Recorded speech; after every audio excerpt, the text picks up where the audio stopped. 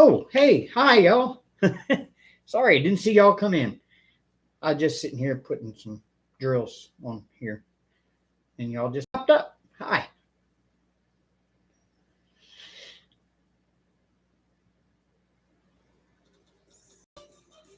It's me. I'm here. I'm alive. I'm well. It's been a week. Time to turn his light down a little bit. There we go.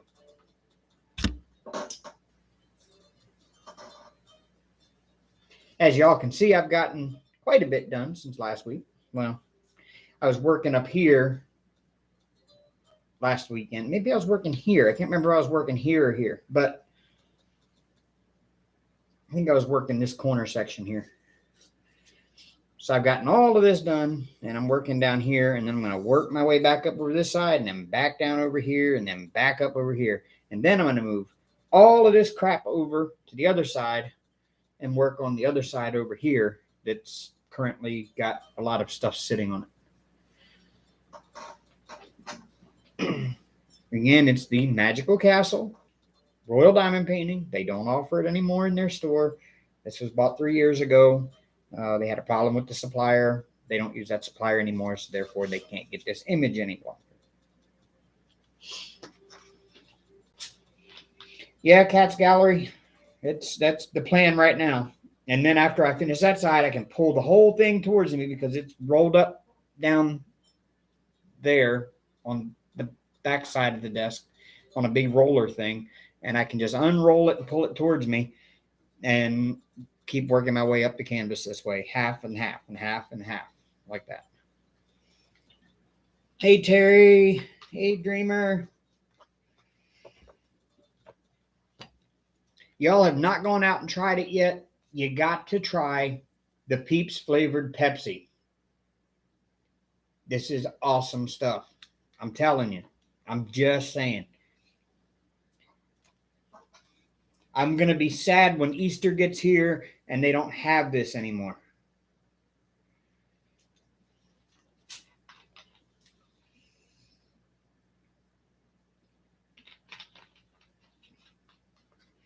The best way to describe the flavor is grab a regular bottle of Pepsi and grab a Peeps and take a bite of the Peeps. And while that's still in your mouth and you're chewing it up, take a big drink of Pepsi.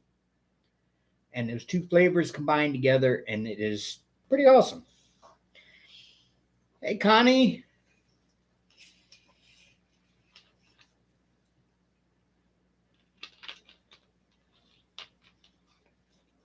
Yeah, sorry about the weird view, y'all. It's the best I can do with this big of a diamond painting and this camera and where I'm sitting. It's kind of the best I can do.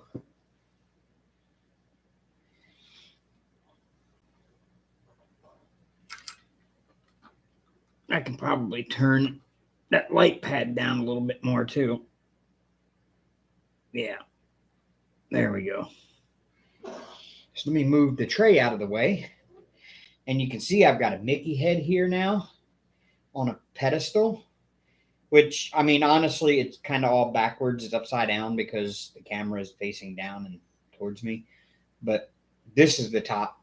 This is the bottom. Let me see if I can flip the camera around some like that. Nope, that ain't going to work. Maybe it will. Okay, yeah. There's kind of sort of what it's going to look like. Yeah, I can work like that. Yeah, I can do that. But now the camera cord is all in the way. So let me pick that up out of the way and put it up over there and knock the camera over in the process.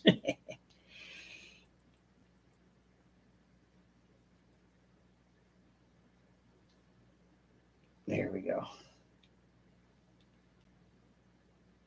I think I actually need this. Scooch that back a click. There we go. Maybe.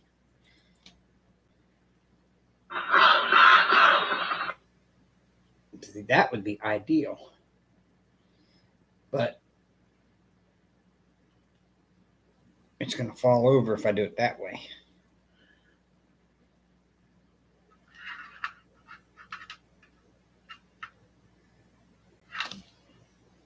Yeah, never mind. We're just going to go with it like I had it. You get the idea.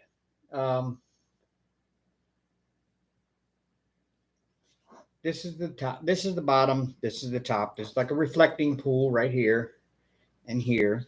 These are like some rocks and stuff over on the edge. And then you got the main gate of the castle that's right here. And right beside it is a little pedestal with a Mickey head on it. And then you have the reflection of the castle door right here, the castle gate right there. And then you got the reflection of the Mickey head right there. Dreamer, actually, that came from Walmart. I was getting ready to go on a hike. And I needed a small, lightweight tripod to carry with me for my filming. And this is actually really cool because you can like push the buttons here on the side, and this bottom piece here rotates up and down. And then also these legs here. Hold on, let me see. Yeah, these legs here rotate in like that, and they clip underneath so that it's like a handle that you can hold on to like that while you're filming. Or you can set it down as a tripod.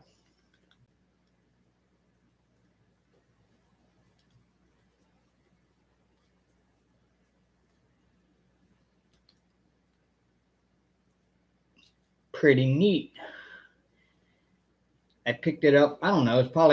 It came with a thing called social media kit over in the camera section at Walmart, like near where all the cameras and supplies for it and stuff were. It was like, I don't know, maybe $10 for the tripod and a couple of other things that went with it that I just didn't need. But this long stick did not come with that. That's something I had before. It was just a selfie stick that actually has a little screw hole in the bottom for a normal tripod. Hey, Deborah. Hey, Robert. Yay, Robert's here. I knew he wouldn't miss it. I do have to turn this light pad up a little bit.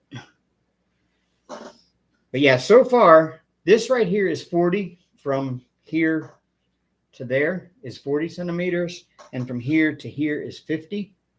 So give you an idea of a scale of what you're looking at. Well, here's an archer's arch tray.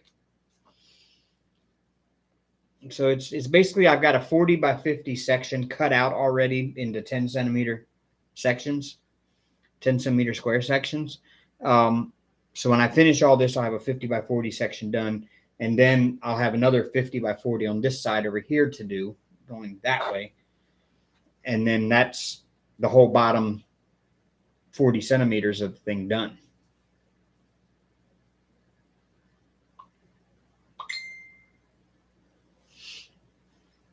And I've had this archer's arch tray since 2019.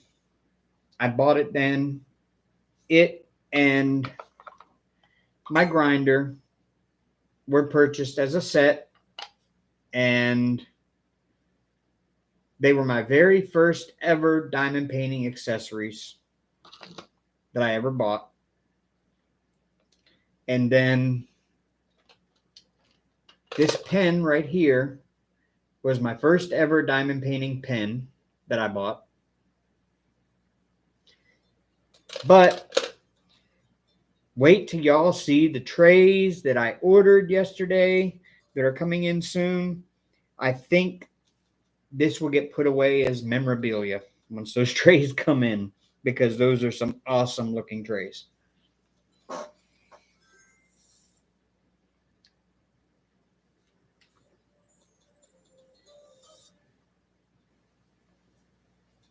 So they should be here. I'm hoping they should be here by the end of this coming week, I would think, unless they have to print them first, and then they may not be. But I can't wait to show you all these new trays. I will probably make a video unboxing them because they are really cool trays. Hey, Barnacles, thank you. It's a new name in the group. And hello, Pia's Creative Corner. Hello, Phyllis. The gang's all here.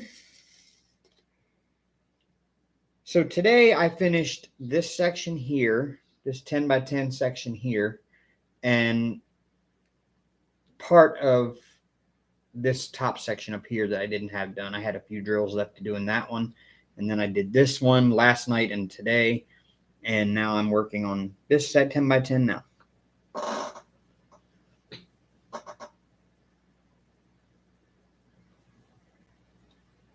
I'm a big fan of diamond painting. I do a lot of it too. You have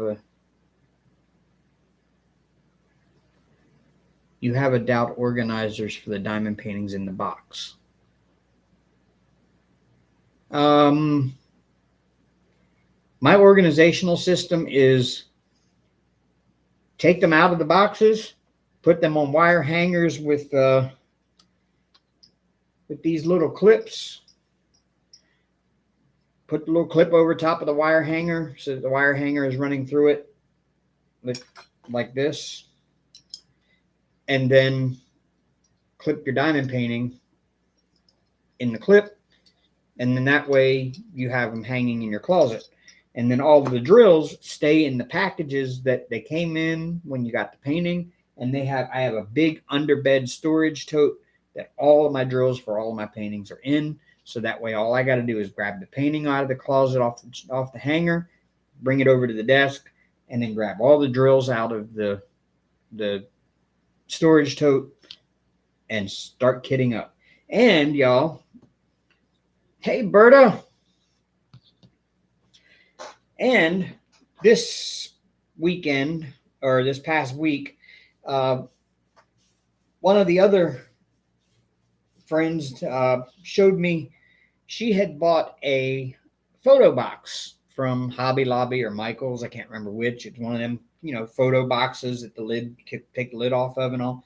And she lined her Harbor Freights up in it and had enough to do like a whole kit of Harbor Freights in one big box. So I was at Michael's the other day and they had plastic craft storage on sale for 40% off. So I picked up one of these plastic containers and I'm now using it to store to put all of my drills in for this kit. It'll hold 91.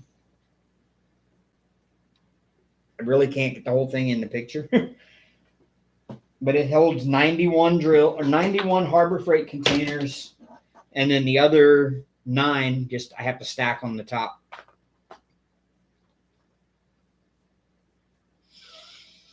Let me pick this up and show y'all better like that. There you go. I had to stack the other 9, just lay them up on the top like that, but it holds 91 Harbor Freights. So I can work out of one big box instead of working out of 4 smaller boxes.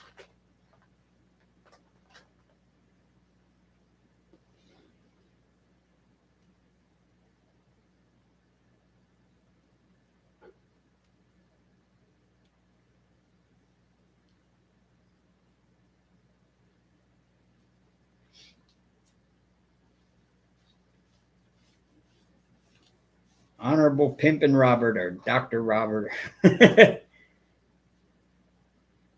Where's the organizers for the liners to put the numbers in the colors together? Who sells them? Are you talking about these like that? Or are you talking about that?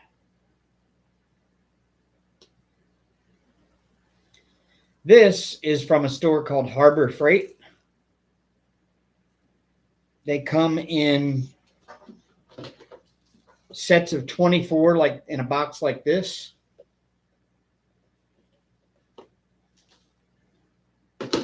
For like $6 US. Or $5 US, something like that.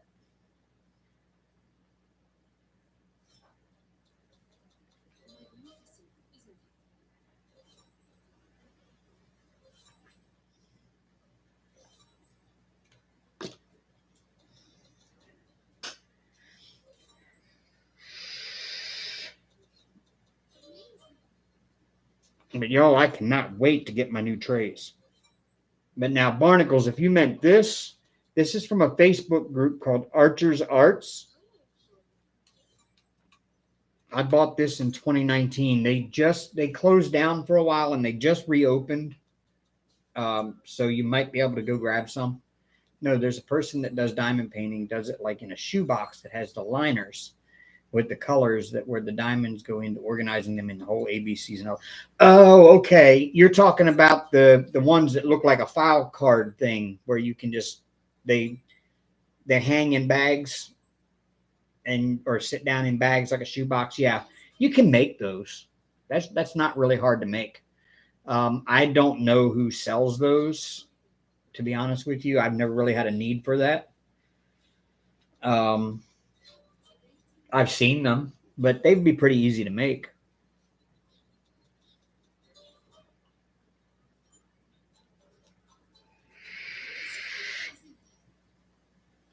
You would just need a bunch of baggies, some index cards, and a shoebox, and maybe some other pieces of cardboard to create,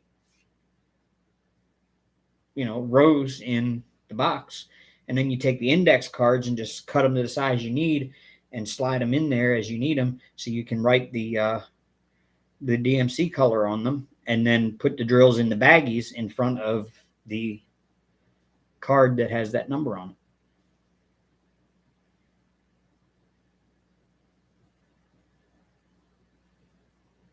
Yeah, I know what you're talking about. I've seen them.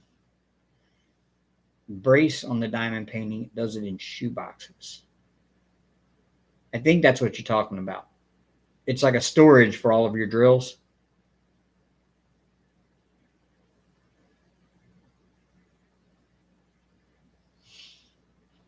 Um, Let me find it here real quick. See if this is what you're talking about.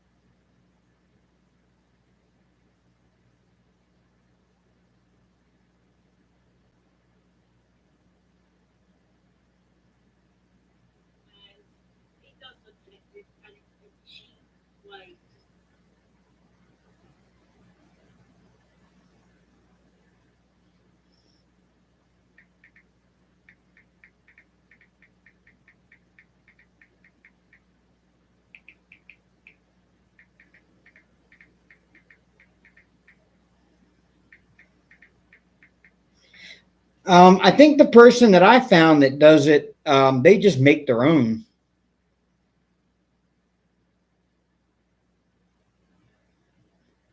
I mean, you can buy one for $85 on Etsy, done in a shoebox,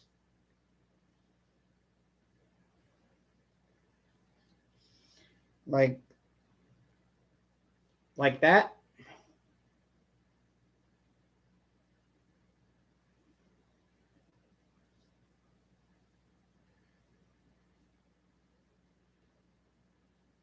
You can watch. I just found a video, diamond painting with gems. I think it is that showed how to make one yourself. That to me, I think would be the cheapest option because that one I just showed you a picture of is on Etsy for $85. Um, and it's nothing more than a shoebox and some note cards. So you'd be better off just getting yourself a big shoebox or maybe even one of those photo boxes from Michaels or Hobby Lobby and getting you making some dividers with cardboard, and then getting you some little index cards and writing the top of the index card, writing the DMC number for each DMC number, and then having a baggie that goes with it. And then you just put the drills in the baggies and put the baggies with the proper colored drills in front of the index card with the number on it. You can make it yourself for a whole lot cheaper than $85. Hey, Emmy Sue.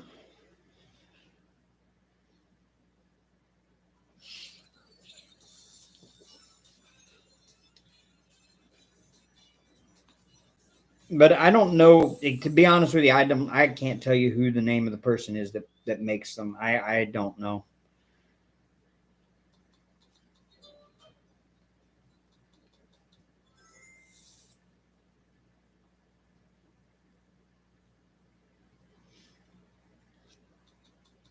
But that's just a way to store your leftover and spare drills. That's not really a way to store it for each kit. Each kit, I use the Harbor Freight containers like this. Each one of these will hold approximately 15 of the little AliExpress size packets of drills.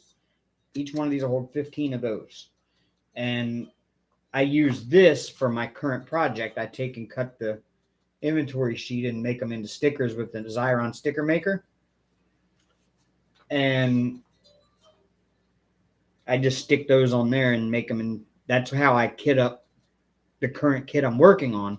Then when I'm done, I have a drill storage system of my own that I use, which is right now a bunch of Tic Tac containers.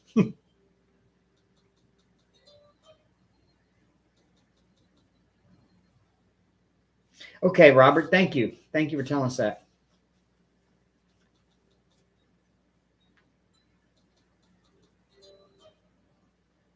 Thank you, Berta.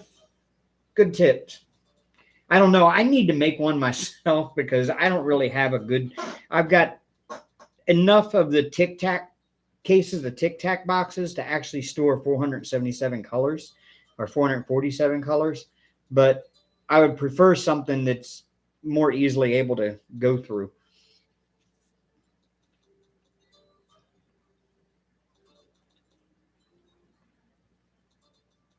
I didn't know that Debbie did a video. I'm sorry. I have to go check that out myself then, Robert. Because I need to come up with a better drill storage system. Those Tic Tac containers are good, but they don't hold very many drills. And I have 2 complete 447 color sets that I bought off AliExpress way back in the day. And those Tic Tac containers, well, for one, they're both different die lots, so I'm not going to mix them together. But those Tic Tac containers wouldn't hold 2 complete 447 color sets anyway. They're just too small.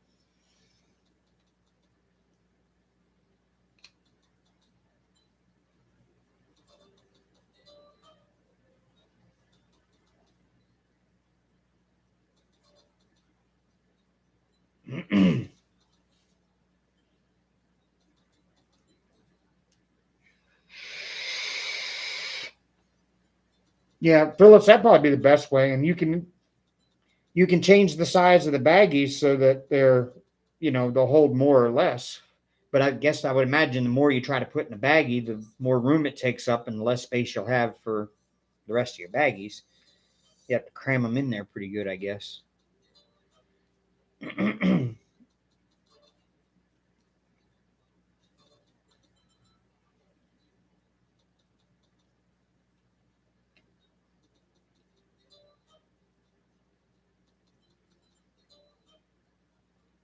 If only they had a pre-made thing like what Terry has for her cross stitch stuff.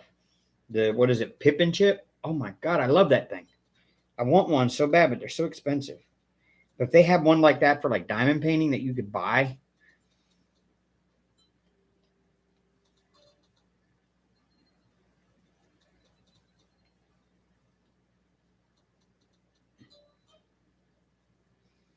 something that was already set up with all 447 colors, and maybe even had like a little tab on each one, like a hanging thing. Like I've got like a CD box here that has these hanging CD sleeves that the top of it kind of has like a metal thing, like, like file cabinet folders have, where you can hang them on the rails in the file cabinets and slide them forward and backward and go through them. Have something like that, but with baggies hanging underneath each one that you could pour the drills into, and have each one labeled with a number, and in like some kind of a case that, was a hard sided case or whatever, that you could just open it up and then just flip right through all of them, and they're on like hanging sliding things.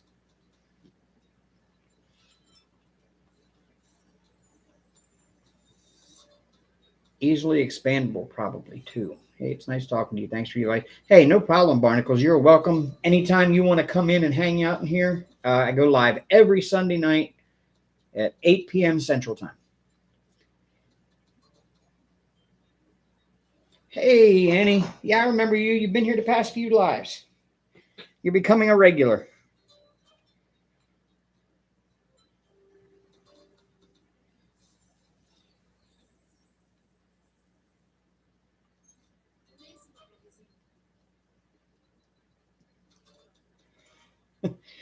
So, in other news, I am now a fully trained and certified bug murderer. I finished my training up. Friday was officially my last day of training, but Wednesday was my last actual day of sitting in a class and learning. I was basically just thrown to the wolves Thursday and Friday out on my own. And all I've got left now is Monday worth of preset appointments. And then I've got to start calling customers and making my own appointments. I've got 224 customers this month on my route that I have to take care of. And I'm responsible for setting all of those appointments myself and calling the customers and everything.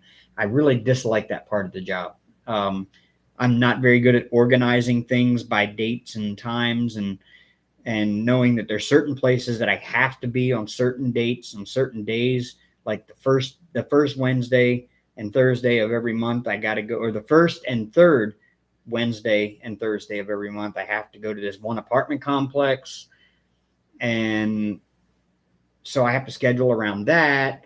But then you've got people that want like the first Monday of the month, but the problem is the first Monday of the month you're not in their town, you're in another town.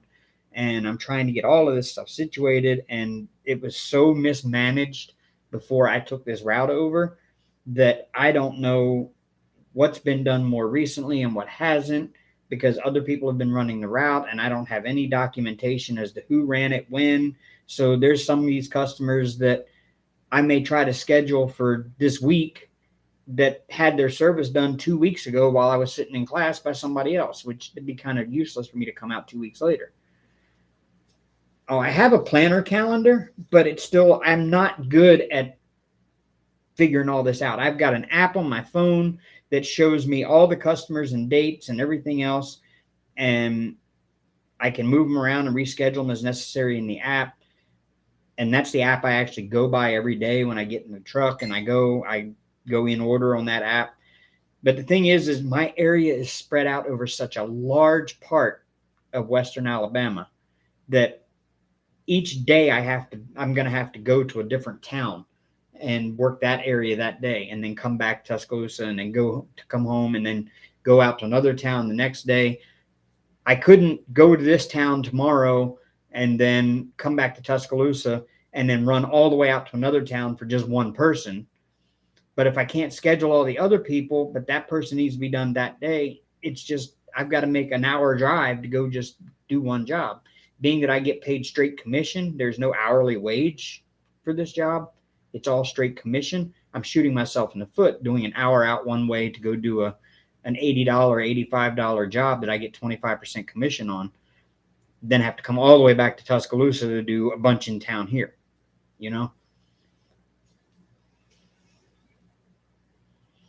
I need a personal secretary, but I don't know how to do that and have them be able to access all of the files or access all of the customer data and everything else, which would be illegal anyway. I can't do that. But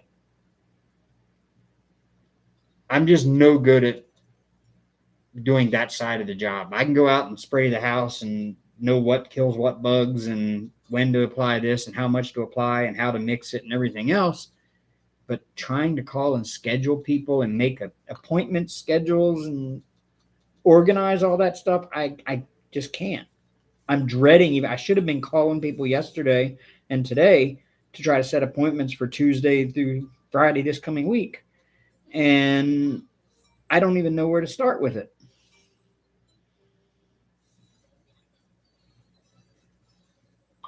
Oh, that sounds nice, Annie. That sounds really nice. Yes, Emmy Sue, I need a secretary.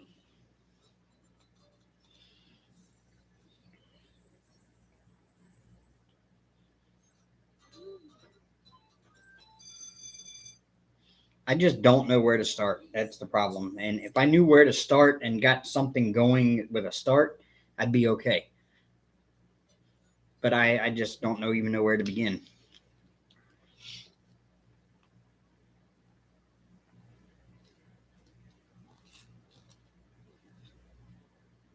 I would never make a good secretary at a doctor's office or receptionist at a doctor's office. I'm just saying that now.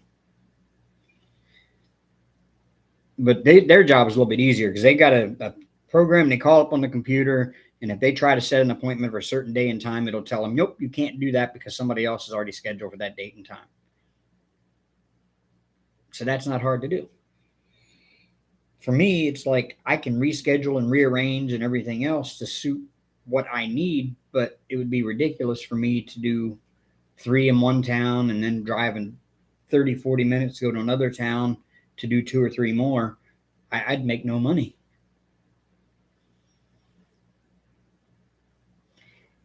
I I've tried that. Unfortunately, the program we use, it does output a report in Excel, but for whatever reason, it when it goes into Excel, it doesn't look like an Excel spreadsheet, and I do not know how to use Excel.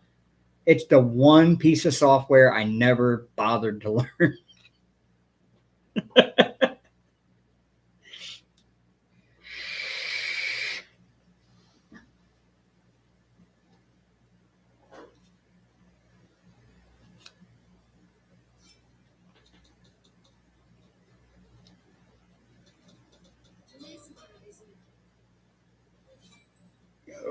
Okay, I'm out of F's. Hey.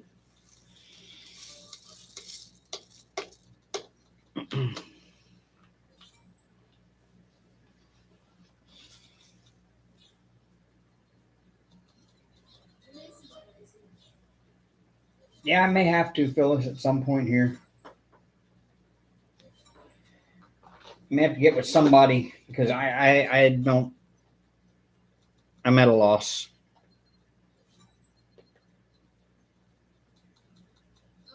But it's something I've got to do, and they want me to stay. They want me to stay scheduled 3 days out. They want me to keep myself scheduled 3 days out at all times. And right now, I'm not scheduled. Well, I've got some scheduled for Tuesday that were automatically set when the monthly customer list came out, because some of them do auto set, and most of those are in a town like 20 miles from here. So that day, I'm going to have to go do that town. But the issue with that is there are other ones that need to be done that day that requested like the first Tuesday or the second Tuesday of the month. And I'm not going to be able to do because they're nowhere near that town. And I don't know how to organize that unless I call all those customers that are for Tuesday and schedule them for later in the month. And then the problem with that is my new company phone does not come up with my name or Stark Exterminators on it. It comes up with somebody named Sarah Cash when you call somebody. So chances are I'm not going to get in touch with any of these customers because they're not going to know who's calling. And they're not going to answer the phone. I've already ran into that issue a couple of times. But as I meet my new customers, I tell them, hey, in fact, I'm supposed to be getting some business cards soon. And I'm going to hand those out to every one of my customers. So that way they've got them and they know to put that number in their phone so that when I call, they know it's me.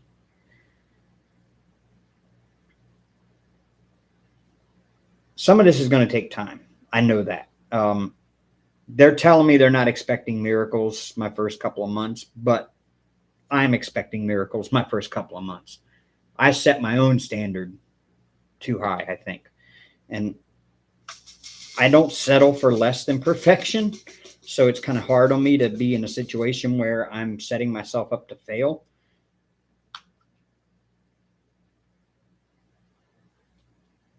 Ooh, sausage cheese balls.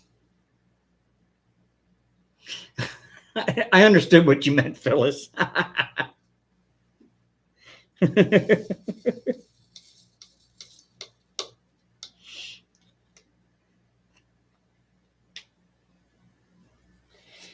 Yeah, nobody at the office seems to know how to do that. Because we've got something like 12 or 1,300 employees, and they're all on the same cell phone plan, basically. But the odd part is not everybody's comes up with the same names as mine. It's like whoever it comes up as whoever had that number last that may have not been an Arrow employee. So Arrow or Stark. Our company is actually Arrow. Our company is actually Stark.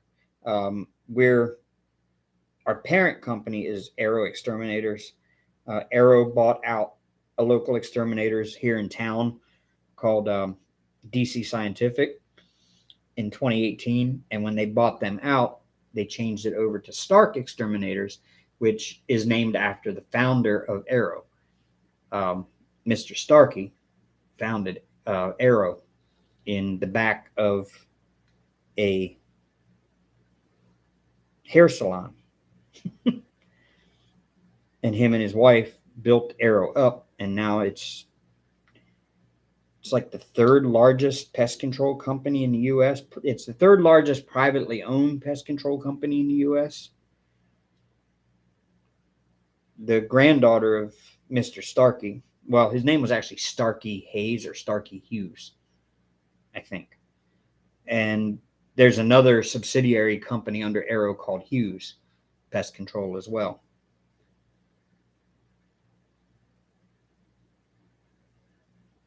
But they all have the basic Arrow logo.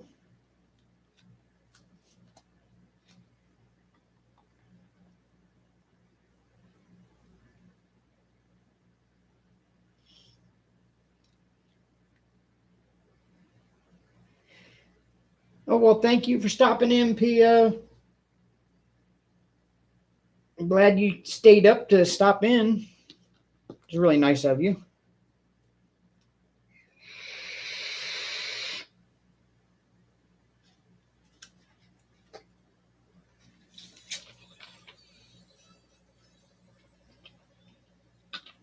Again, y'all, if you weren't here at the beginning, you got to try the Peeps Pepsi.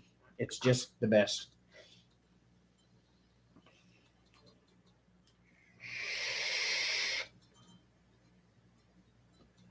Unless you don't like Peeps or Pepsi, then don't try it. But if you can tolerate Peeps and Pepsi, just imagine biting into a Peeps and then taking a drink of Pepsi all at the same time. It's the best way I can describe it.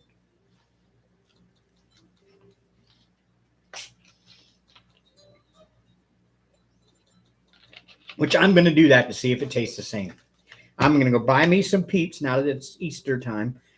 And I'm going to buy some Peeps and I'm going to buy a bottle of Pepsi and I'm going to bite into a Peeps and take a drink of Pepsi while I'm still chewing on the Peeps and see if it tastes the same as the Peeps Pepsi.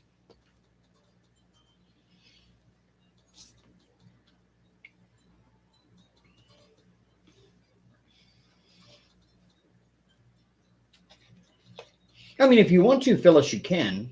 I mean, none of us would really know if you did or not. But I'm just saying, this stuff is good.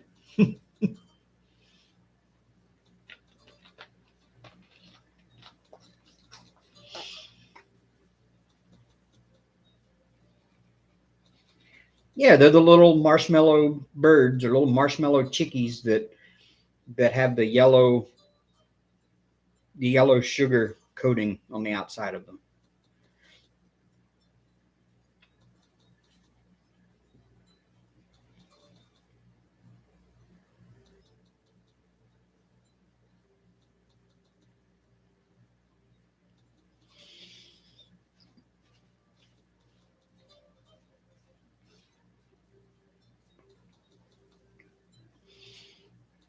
I can try again. I have to be able to remember how to get back into Pest Pack, and I got to remember the company key and everything to get into the Pest Pack web version, so that I can get into the back end stuff and generate the reports and download them.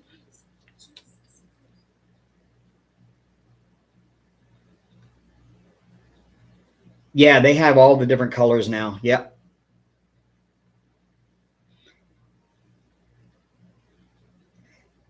See, the reason why I was trying to pull it down in Excel was because in our training, in our classroom training, they were teaching us some route management stuff. And the guy said, here's a quick and easy way to do it, especially if you have a route that's spread out over a large area, which mine is. Mine's the largest area route in our office. So not only did I get thrown in the largest area route, I've got the most customers on my route than any other tech in our office.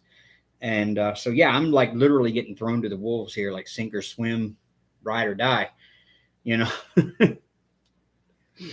But yeah, there's a lot of different colored peeps, Annie. There's a ton of them. And if I remember correctly, didn't they come out with like a different one, like Christmas peeps now? You can get them at Christmas time with like red and green, like shaped like Christmas trees or something. I can't remember.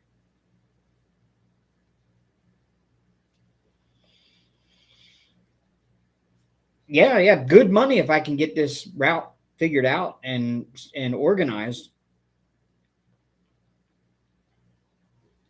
Eventually, my plan is to have each and every customer set up so that they fall on a certain day of each month. Like when I get my route sheet, the date, a couple of days before the first of each month, when I get my route sheet with all of my customers on it, I'm going to be able to look at it and go, okay, that customer is that one, that one, that one, that one, that one, and that one, or the first day of the month, or the first Monday.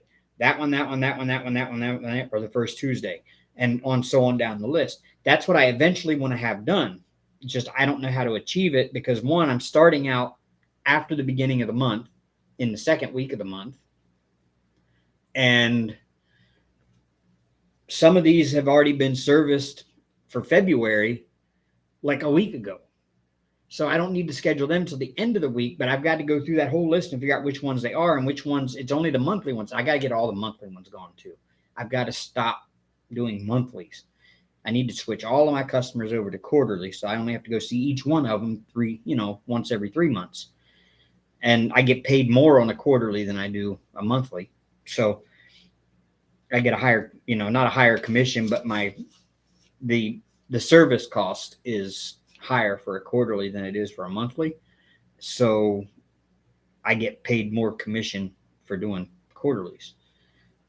And if I can get all of my customers switched over to quarterlies, I'll still have 224 customers, but I only have to see them every 3 months. So what that'll allow them to do is they'll allow them to sell more quarterlies and put them on me, and I'll have spaces open because I won't have all these monthlies to do all the time.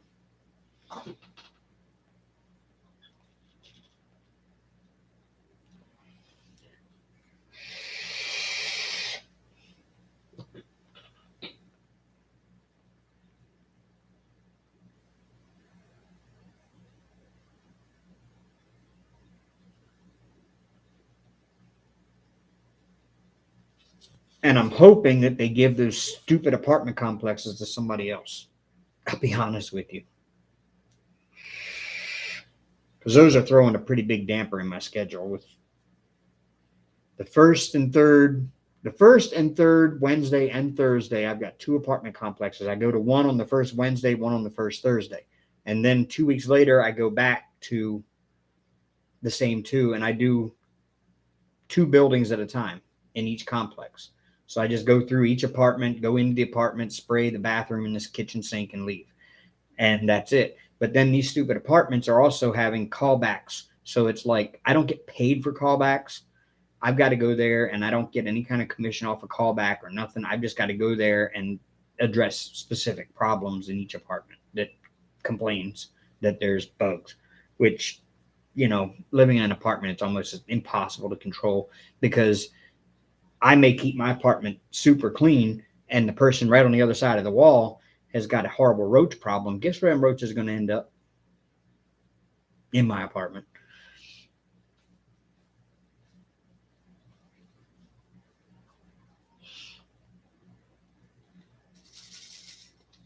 And ants, oh, the ants are horrible, especially in these apartments here. I've already started with an ant problem. I actually had to bring some ant bait home from work and put it on my kitchen windowsill because I was getting invaded.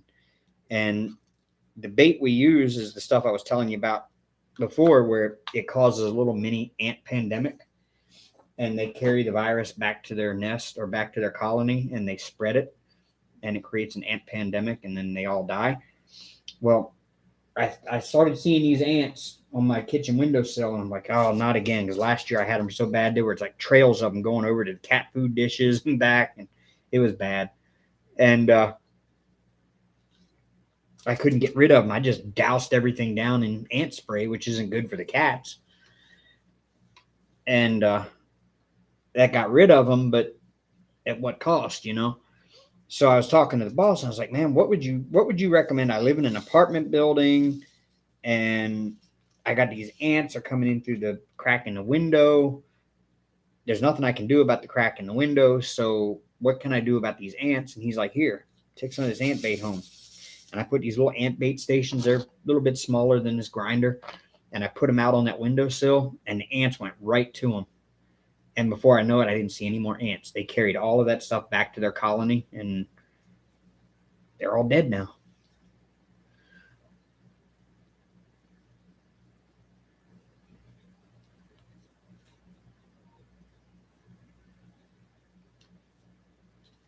Well, see, I can't bring my truck home. I can, like at lunchtime and stuff, if I want to. But the problem is, it's an apartment building, so it wouldn't do me any good just to spray around my apartment. And the reason being is the way we do pest control now and the way it was done back in, even as early as 10 years ago, 5 years ago. It was different then as to how it is now. Back then, everybody was called baseboard jockeys. Basically, you walked in a house with your little pump sprayer thing, and you walked around and you just sprayed all the baseboards in the house. And you sprayed up under the sink and around the toilet, and that was it. And then you left. And they don't do that anymore because we don't want to spray a bunch of, let's call a spade a spade. They want me to call it product. But let's call it what it is. It's poison. You don't want to be spraying a bunch of poison up in people's houses. So they came up with a new thing called integrated pest management. All of the pest control companies and experts got together and said, this is the way it needs to be done. You go in the house with a flashlight and a little tiny mini sprayer, like a 16-ounce sprayer. And you go into the person's house and you basically do an inspection. You walk around the house with the flashlight, looking in all the nooks and crannies behind everything, under their bed, every corner, up under the sinks and everything else, looking for places that bugs could come in. And you're also looking for signs of activity, of live activity. And you spray any spots like under the sink where the pipes go in the wall. Sometimes the hole is bigger than the pipe is. So you spray around that and whatever. So you're only using maybe 2 ounces of spray throughout the whole house, if that, in some houses. But what you're doing is you're going outside and you're laying 4 gallons of it around the perimeter of the house, 3 feet out, 3 feet up to the foundation and 3 feet up from the foundation. So you're creating a barrier to keep them from coming in. And that's the way it's done now compared to the way it used to be done. And so it wouldn't do me any good because I'd have to go out here and spray around the perimeter of just my apartment. But there's another apartment attached to mine right on the other side and one right above me. So, what good would spraying just my apartment do?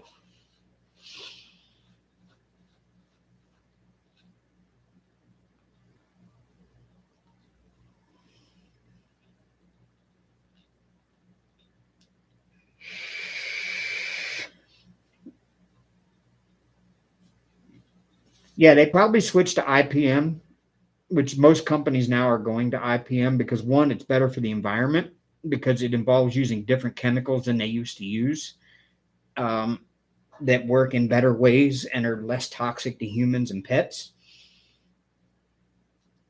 But it works. It targets. They target basically instead of using the old shotgun attack, we're using a sniper attack on them now. It's the best way to put it.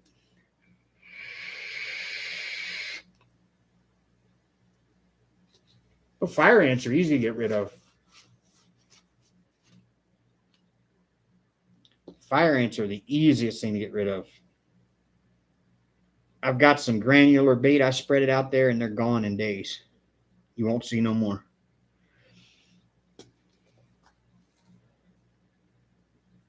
Why did I even dump that color out in here? I don't have that color on this section. I'm not getting much diamond painting done tonight, y'all. But I'm educating y'all about pest control. Learned all the stuff you didn't know you wanted to know about pest control.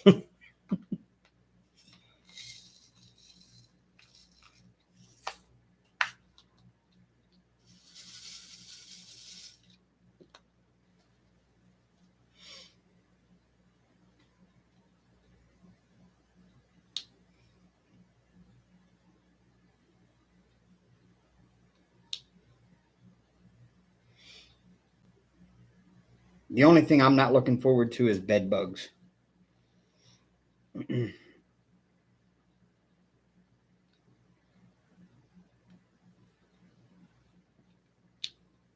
I haven't run into them yet, but it's only a matter of time until I end up with a bed bug job to do. I mean, those are really good pay when you do one. They take half the day to do, but you get really, really good pay. It makes it worth taking half the day to do it.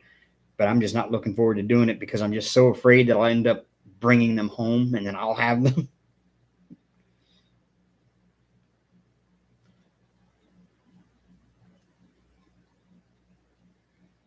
And I've got to be careful what I get on myself at work, like, because cats are sensitive to everything known to man. Dogs, man, you could spray a dog down with permethrin. You could spray the dog down with it and it ain't gonna hurt him a bit. You don't even want to get that stuff near a cat. Like I spray permethrin on my hiking clothes to keep the ticks off of me when I'm hiking. I have to take them outside on a warm sunny day, spray all my clothes down with the permethrin, and leave them sit outside in the sun to completely dry before I bring them back in the house. If not, it'll put the cats into seizures and kill them.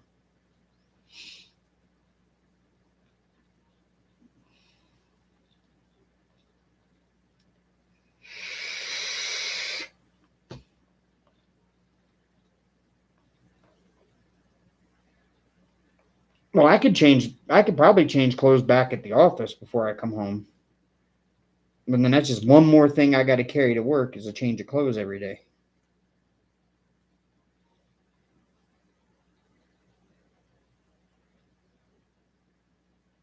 If I was driving my own truck back and forth, it wouldn't be so bad. But I'm not paying my company $63 a pay period to bring my truck home every night when I live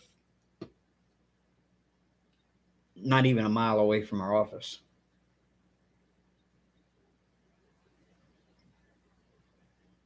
I mean, that's $126 a month just to bring the truck home every night. If I lived way outside of town like some of our guys do, yeah, I would jump on that in a heartbeat. Not have to drive my own car back and forth every day.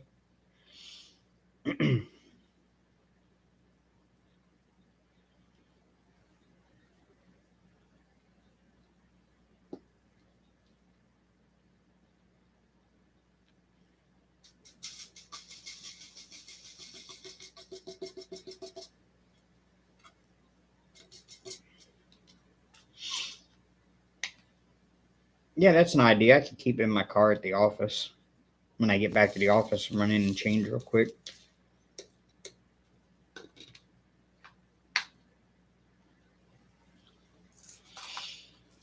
We don't have a locker room like we did when I worked at a car dealership and we had company uniforms Cintas brought to us, and I'd wear whatever I felt like wearing to work, and then I would just throw my uniform on out of my locker. I kept all my uniforms in my locker at work and then just changed at work.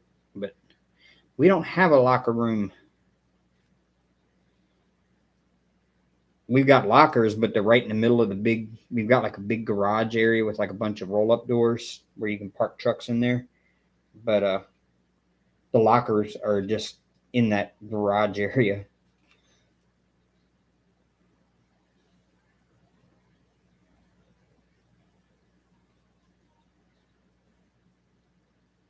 And the office ladies come and go out of there pretty often because our boxes, that it's like our little personal company mailboxes, are on the back end of that garage area.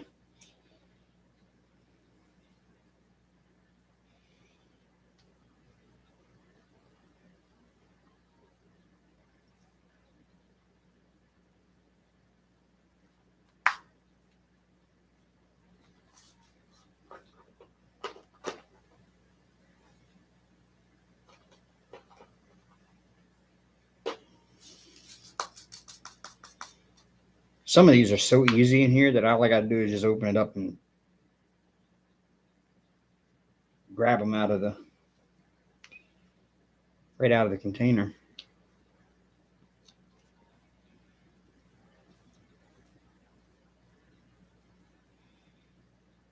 You know, this thing had a lot more confetti in it than I thought it would have. There's hardly any color blocking whatsoever in this whole painting. Until I get up into the sky area. I think there's some up there, but not much.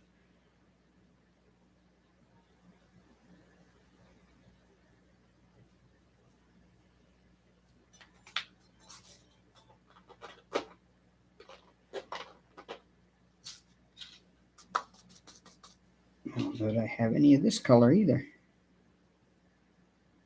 Yes, I do. There's one. Ba-ding. That's a Facebook message. Who is Facebook messaging me? Hey, Cindy Lee. Hello, hello.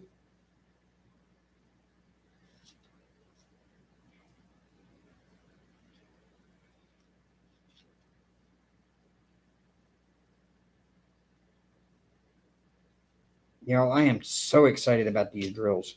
I got another diamond painting coming in too, y'all. So there's something else to be on the lookout for. And I think the one that I've got coming in, I'm going to get with Tmall, and I'm going to figure out how to bling it out because it is the perfect candidate for being blinged out. So be on the lookout for that one. It's coming from AliExpress and it hasn't shipped yet, so it's going to be a while. But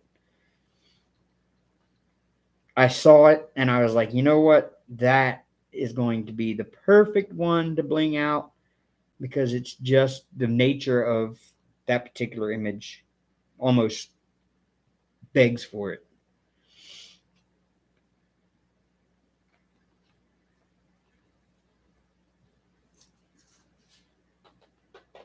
And I got some more cross stitch patterns. I've had them for a little while. I just never really said anything about them. It was a buy 5, get 5 at this one Etsy shop. So I bought 10 of them, and they're really, some of them are like geometric rainbow patterns and stuff. Really cool. And then I got some like cool cat ones. A lot of them are like funny cat ones and stuff. Got one that's got a cat that's like looking in from the side of the fabric, looking in at you, and it says, "Are you pooping?" So that one's going in the bathroom.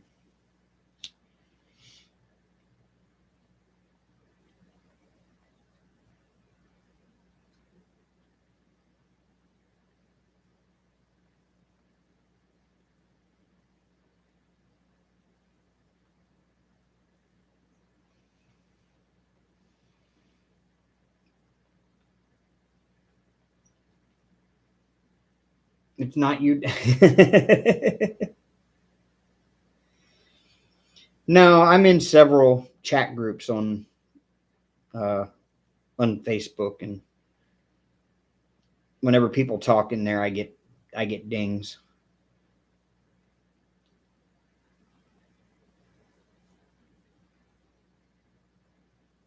I think that's all of that color. This isn't as confetti heavy as the Hank Custom, but it's slowly but surely getting there.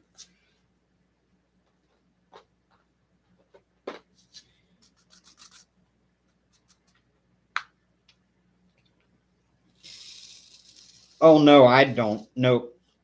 No, I work. What I do is, if you see here, you see I'm working in this little spot right here. That's 10 centimeters by 10 centimeters. So it's 10 by 10 section. I cut my cover into 10 centimeter by 10 centimeter sections, and I just do one section at a time. I start at the first color, and I work my way all the way through all of the colors just in that section. And then this one here is already cut out. The next one over is cut out into its 10 centimeter by 10 centimeter square. So all I got to do is just peel the cover off of that section and then just go through all the colors on that section and then work my way up section by section. It's a whole lot easier to do that. And then you don't run the risk, because I have cats. and Hank lately has been wanting to be right here when I'm trying to work, or right here while I'm trying to work, and he will not get out of my face. So the last thing I need is a completely uncovered canvas for him to try to walk all over and get stuck in his fur, and he'd probably be carrying it off with him somewhere, because he'd lay down and roll over in it.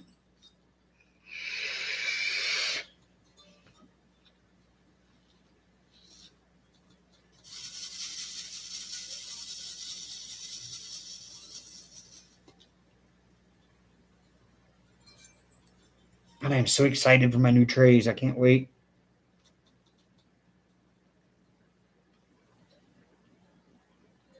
Y'all have probably already seen them. If you watch T-Mall's live night before last on Friday night, you probably saw them, because she got some in the mail that she opened up on her live, and that's when I saw those trays, and I was like, I must have one of those. So they actually have a starter kit that has two of them and one lid, and I went and ordered that, and so it should be here soon. And they're not really super expensive. That starter kit is two trays about the size of my Archer's Arts. It has a 3/4 inch tall wall around it, and it's got a lid on the top. Well, the bottom one, the lid for the bottom one is actually the other tray, because they slide lock into one another, and then it has a separate lid for the top one that you put on. And it was only $27 for two trays and one lid.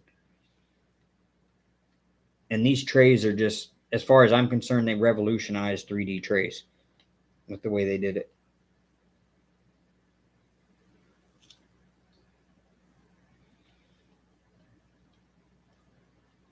I mean, if it works as good in theory as it does, as it appears it should, or if it works as good practically as it does in theory, they're gonna be nice trays. They'll be hard to beat.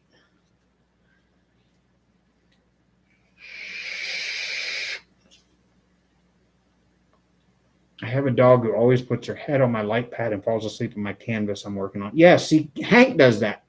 Hank gets up here on my desk in front of me, and he sits in front of me and stares at me like, you know, like I'm not doing something he thinks I should be doing.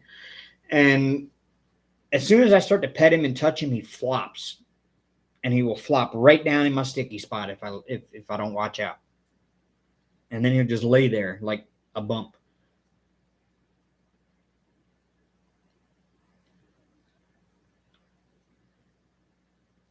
And I don't know what it is. The past few days, he has just been super clingy. Like, I can't seem to escape him. If he's not right here in my desk, he's down here beside my chair, and he's clawing at my side trying to get my attention, or he's underneath my desk and he's like clawing at he's like getting his claws stuck in my socks, trying to like get my attention. And if that doesn't work, then he sits up and he starts biting me right underneath my kneecap.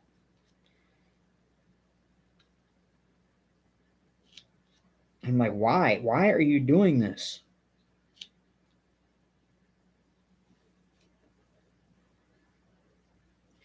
Yes, well, he depends on me for everything.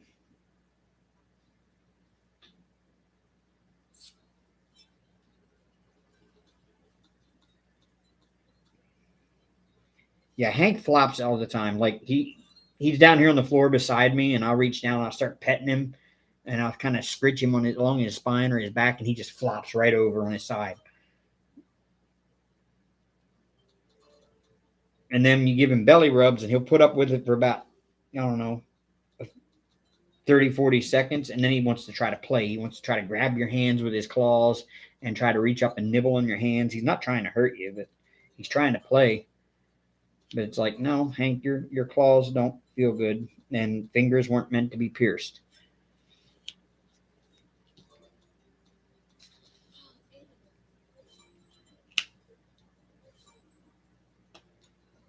And some of these replacement drills have little tabs too, but I can notice them when I put them down, so that way I can just take the knife and cut them.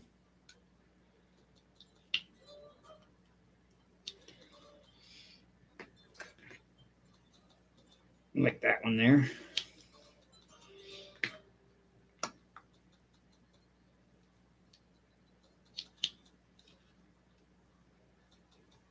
But these aren't near as bad as the ones that came with it that we replaced, because those were horrible. Almost every drill of every color had tabs on them. I had popping drills everywhere. I've still got a few that pop here and there on this one that I have to replace every now and then, but that's mostly because the cats get up here and walk around on it during the day when I'm gone. And Hank likes to jump off of where I'm sitting now. I'm facing a 65-inch TV that's on a TV stand. And Hank will jump up on that TV stand, and then he'll jump across the gap on this desk, which is probably about a 2-foot gap there. And when he does, he lands like right here. And I'll come in and there'll be drills missing right up here where he's jumped across onto it.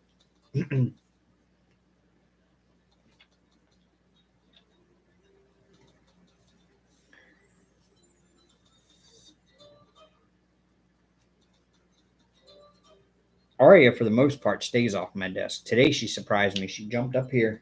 Hi, Aria. Hi. I just talking about you.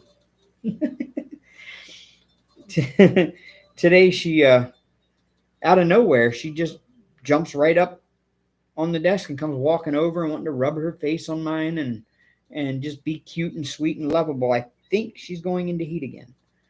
I think that's why. But it's not normal for her to get on my desk at all. At least not the desk I'm working on. She'll get on the big desk over here all the time and lay down. But it's odd for her to jump up here on top of my diamond painting and do anything. She normally stays away from over here. But today she just came right up and was being just as sweet as can be. And I'm like, what's going on with you? And then I realized, oh, you're in heat. We're going into it.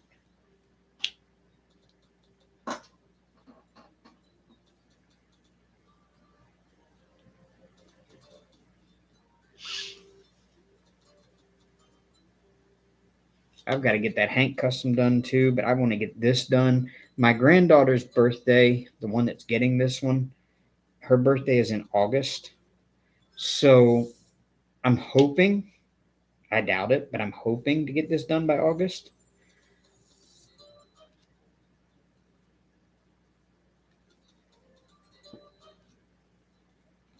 But even if I do, I don't have the frame for it.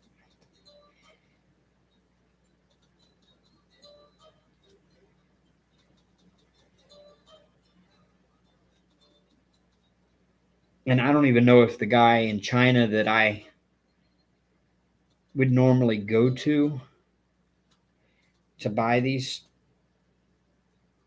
self-adhesive canvas stretchers, I don't know that he would be able to make them that long and still ship them from China to here without them getting broke, because that's 5.5 feet. One side of this thing's gonna be 5.5 feet long.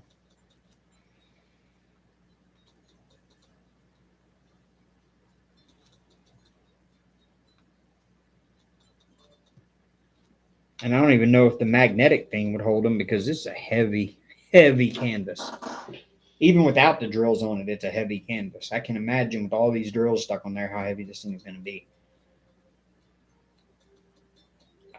I don't even know if there's a way to get it framed, short of getting it custom done at Michael's, and that probably costs $1,500. Oh yeah, those are pretty. The diamond art greeting cards are nice. The stickers, you can get keychains.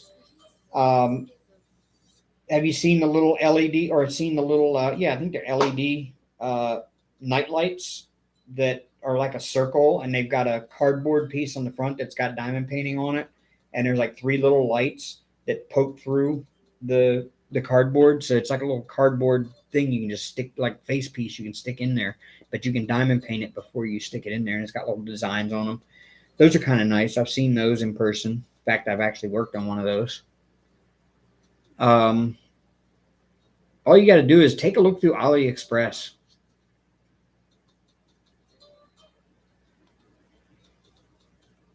Or any one of those plethora of companies that are all the same company, just different name websites, like Victoria's Moon, um, Everyday E-Crafts, Everyday E-Crafts, Everyday E-Deals. They're all pretty much the same company. They're just different names.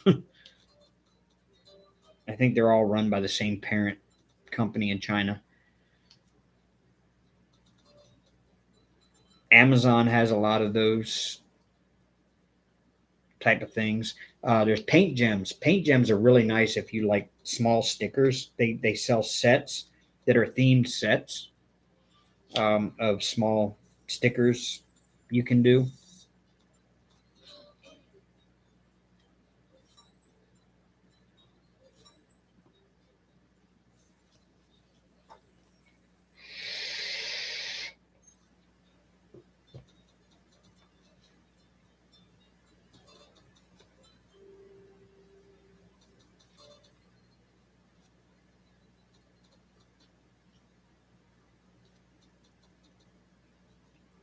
So yeah, there's plenty of options out there for all of what you might like. Some people aren't into big full scale diamond paintings like this.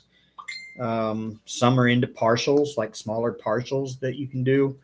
Um, I I understand everybody has the things they enjoy doing. I get that, but I have seen some images that were never meant to be done on that small of a canvas, that are on a very small canvas, like a 30 by 40. And it's an image that clearly should be something much bigger, because you're not getting any detail whatsoever out of that small 30 by 40. And it just, to me, just looks like total crap. And but yet, there's plenty of people that's all they do is the little small 30 by 40s all day long. To each his own. I want my diamond paintings to look as realistic as I possibly can make them look. So I'm willing to go huge if I have to, like this one. Um, Simply because some images you have to go that big in order to make them look right. Small diamond paintings are really good for close-ups of faces. Like if you have like a portrait of somebody and it's just their face from like their neck up, a small 30 by 40 would be perfect for that.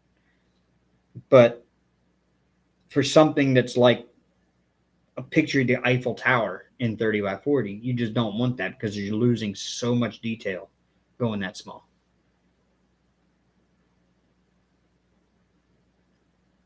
No, actually, no, it does not dull the sparkle at all. There's You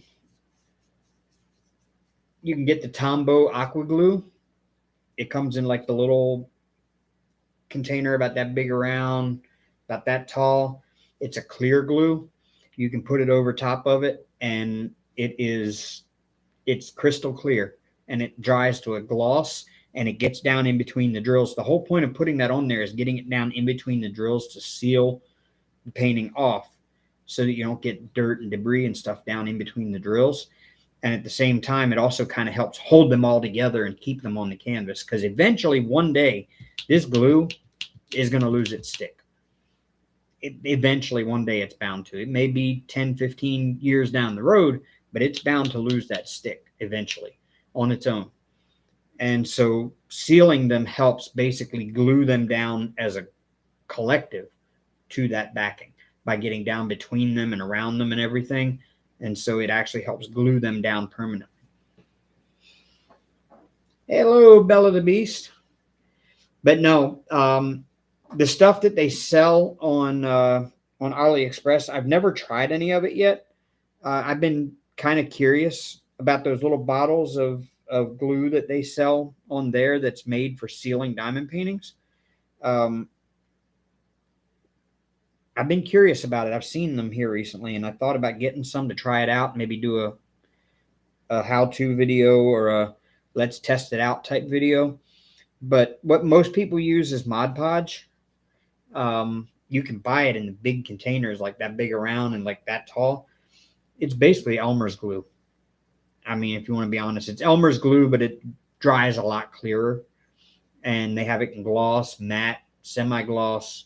You can buy it with extra glitter in it to make it really sparkly if you want to. I wouldn't do that personally on a diamond painting, but some people do. That's what most people use as Mod Podge. But personally, if I use Mod Podge, I'm not putting it on straight. I buy one of those little sponge brushes, and I dip the sponge brush in water first, or I dip it in the Mod Podge first, and then I dip it in the water just to cover the Mod Podge enough, and then I wipe it on, and it thins that Mod Podge down so that it runs down in between the cracks, but it doesn't stick on the top of the drills. So the top of the drills don't get a coating on them. It only gets down in between them and around them, and it seals them without covering the top of them.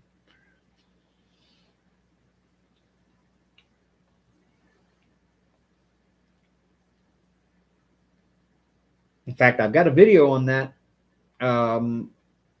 back 3 years ago, I think. It's the one about framing the unicorn. I showed how I seal it.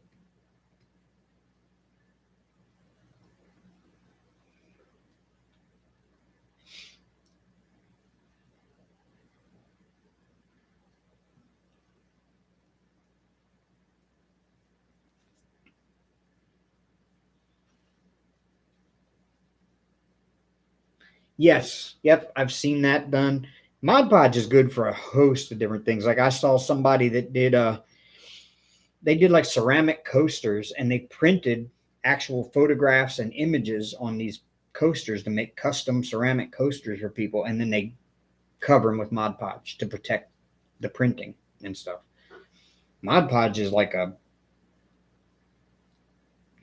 don't think there's a crafter in the world that doesn't have at least some size bottle of Mod Podge in their crafting cabinet somewhere.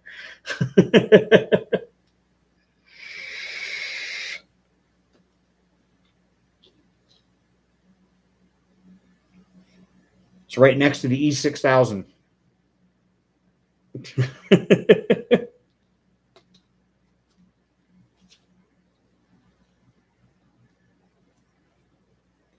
That's what I really ought to do. That's a video I ought to make. Because I think that would be helpful. A lot of people don't realize that there's some products out there and how you can use them in certain ways. As a diamond painter, for me, I consider them kind of like must-have accessories and essentials. I know J. Rob covered some of it in her diamond painting book she put out, but there's so much other out there that most people don't even think about. and it's like I would keep this handy just in case. I'm a just in case type person, and I try to be prepared for everything that could happen doing this stuff. And I've got some tips and tricks that most people wouldn't even think about that I do, and I keep around just for a just in case thing. And I know how to use each one of those things just in case it happens. Like, um, I keep a bottle of the um, it's basically the same glue they use on poured glued canvases. You can paint it on with a small paintbrush, and let's say there's a small spot that's just not sticky and lost its stick. You can just paint it right on there with a small paintbrush, let it dry. When it dries, it'll dry tacky, and then it'll work just like poured glue on any other canvas.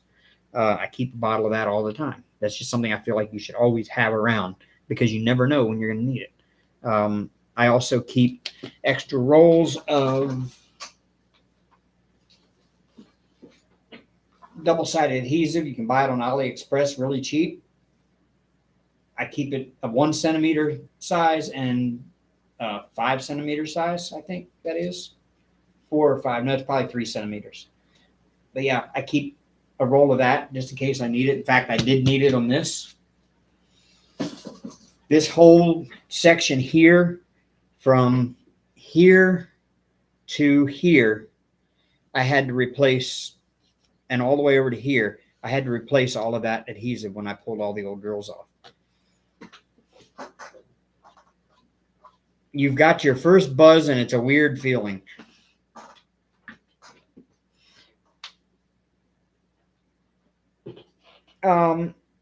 If you have a Michaels near you, Michaels carries pretty much all of that stuff. Michaels doesn't have a lot in the way of diamond painting stuff.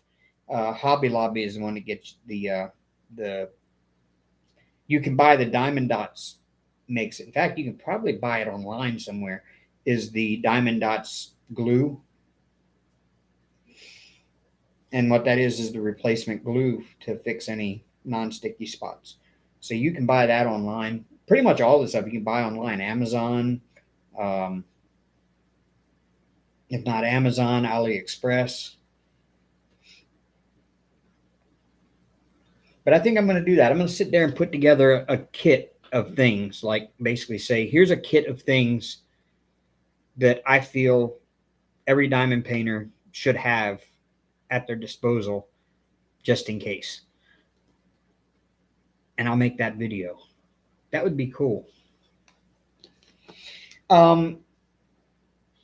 Michael should have in their glue section, wherever they sell all of their glues and adhesives, they should have a tacky glue, is what they call it. I don't know the exact brand name or anything on it, but it's a tacky glue. So it dries tacky. It doesn't dry. It doesn't dry wet, and it doesn't dry hard and not whatever.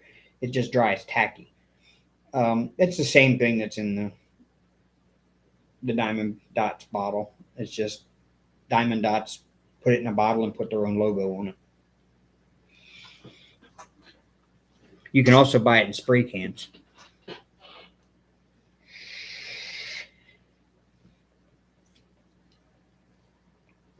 Yeah, if you ask somebody about tacky glue, they'll know what you're talking about.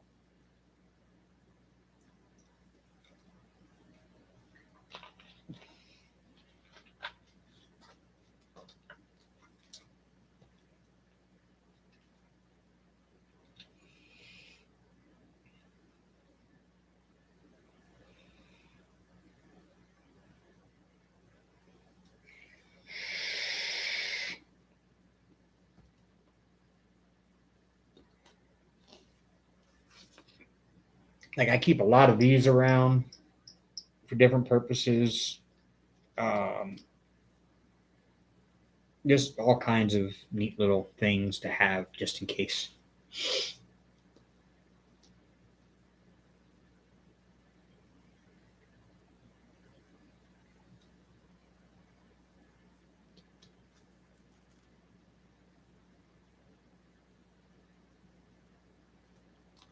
I'm kind of like the prepper of the diamond painting community.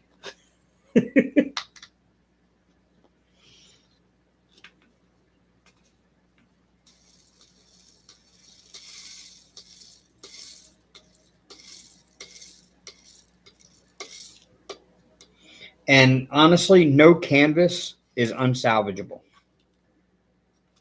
It really isn't. There is not a canvas that's unsalvageable. If you get a canvas in and that box has been just destroyed and the canvas is all wrinkled and everything else, even if it's double-sided adhesive, you can fix it. And usually all it requires is an iron and a little bit of persistence.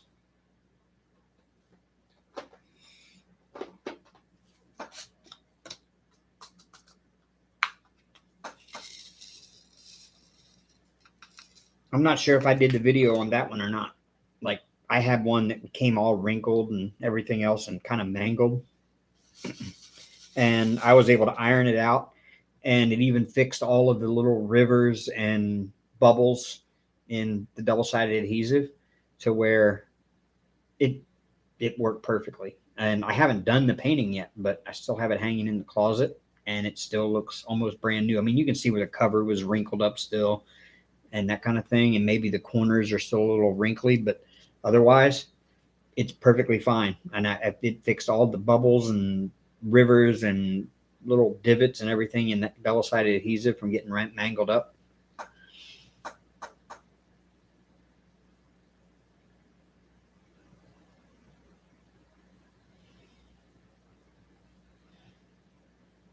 Berta, brand name is Aleene's, and it's called Tack It Over and Over White Bottle. Okay.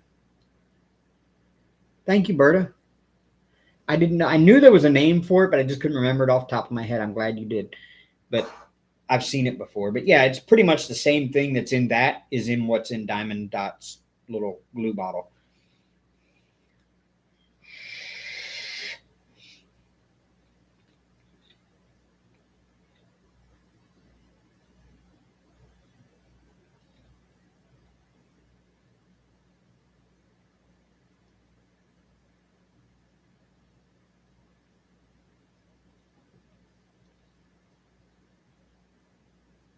In fact, I've got to go get another little bottle of that Diamond Dot stuff because Amber took it when she left. She took the bottle I had here. I've got to find my Xyron sticker maker too. That's another must-have thing. The Xyron sticker maker, at least for me.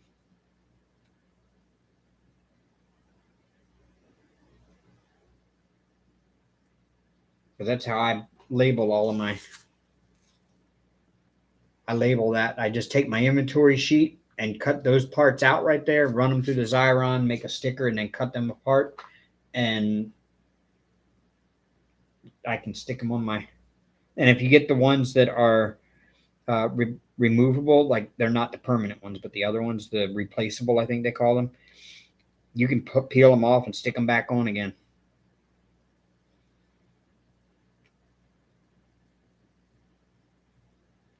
So that way, when you're done with the kit and you're dekitting, you can take all of those off and throw them away.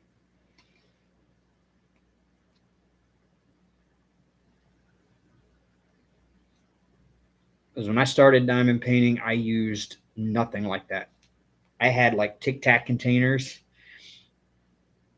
In fact, my first drill storage, let me go grab it real quick.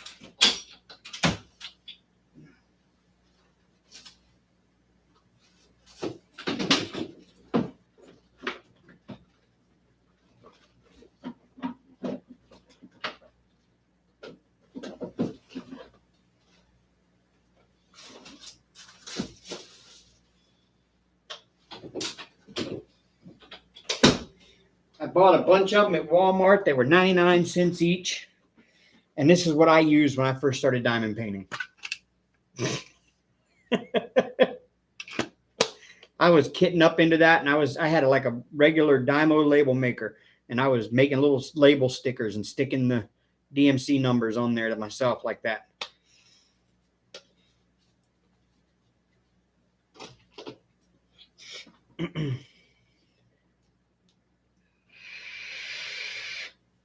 Actually, that's a great idea. Medicine bottles, they'll hold a lot.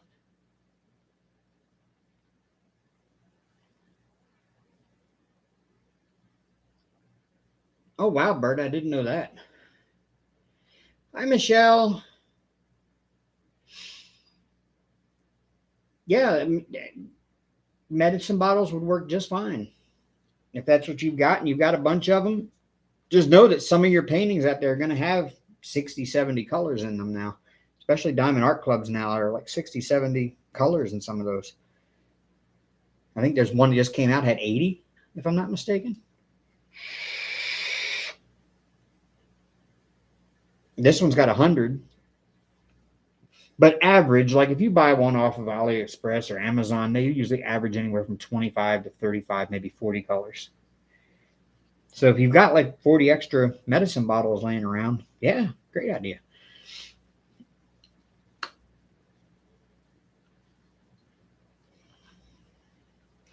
Miss you too, Michelle.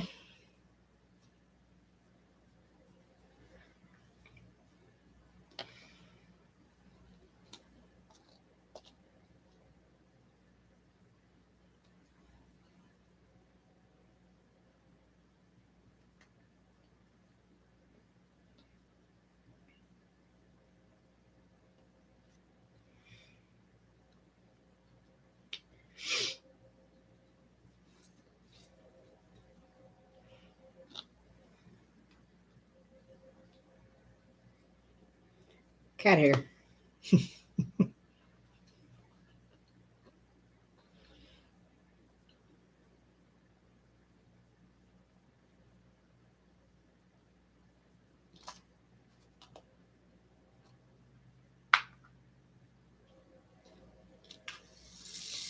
Another color done.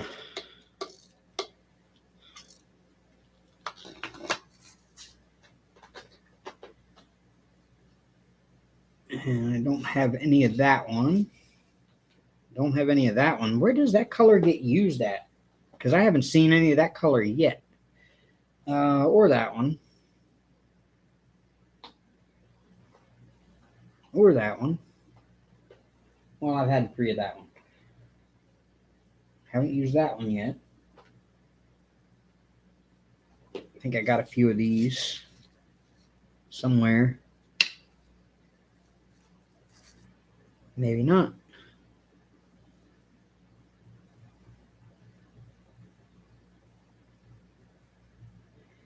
Let's see. Oh, there's one. There's 2. There's 3. Okay. I got a few of these spread out. So much confetti, y'all. So much confetti.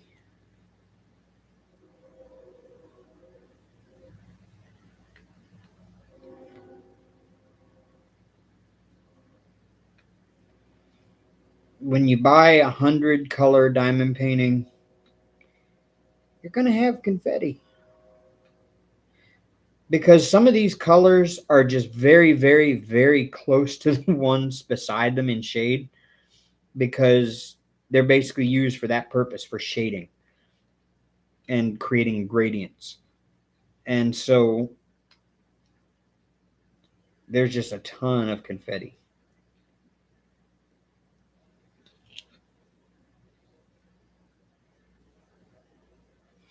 What looks like a nice solid color on the preview image is made up of 3 different color drills. That when viewed from a distance, they blend together to make a solid color. That's why you will find blue and red and other colors in a black and white painting.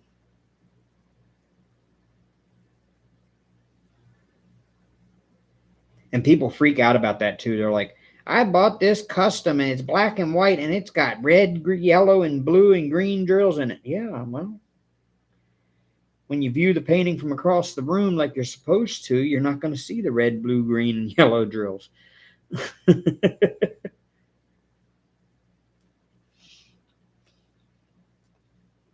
Crashly. Oh, that's not Crashly. That's Caden. Hey, Caden.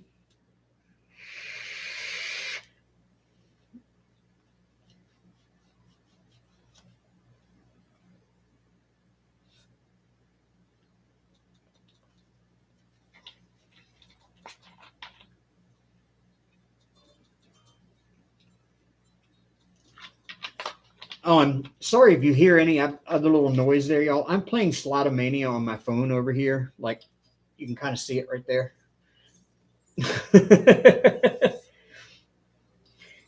You know, I've noticed that, Terry. I've noticed that ironing has become like a forgotten art, but they're not expensive. And to me, an iron, having an iron, especially if you order anything from like AliExpress, those are the worst. Amazon at least puts them in Amazon boxes, so your stuff comes pretty much unharmed. But if you're ordering anything from AliExpress, sometimes they come rolled up in a box that doesn't even have a foam roller that are in the center of them, and the box gets crushed because there's a video out there somewhere. I have to find it again, but there's a video out there that shows how your packages are treated in China when they get to the sorting centers. There's these mountains of packages, and these workers are just climbing up these mountains of packages, stepping on them and everything else, and then throwing them down to where the sorting machines are. And I'm like, that explains why when you order something from AliExpress, it looks like an elephant stomped on it, because it probably has had somebody stomping on it.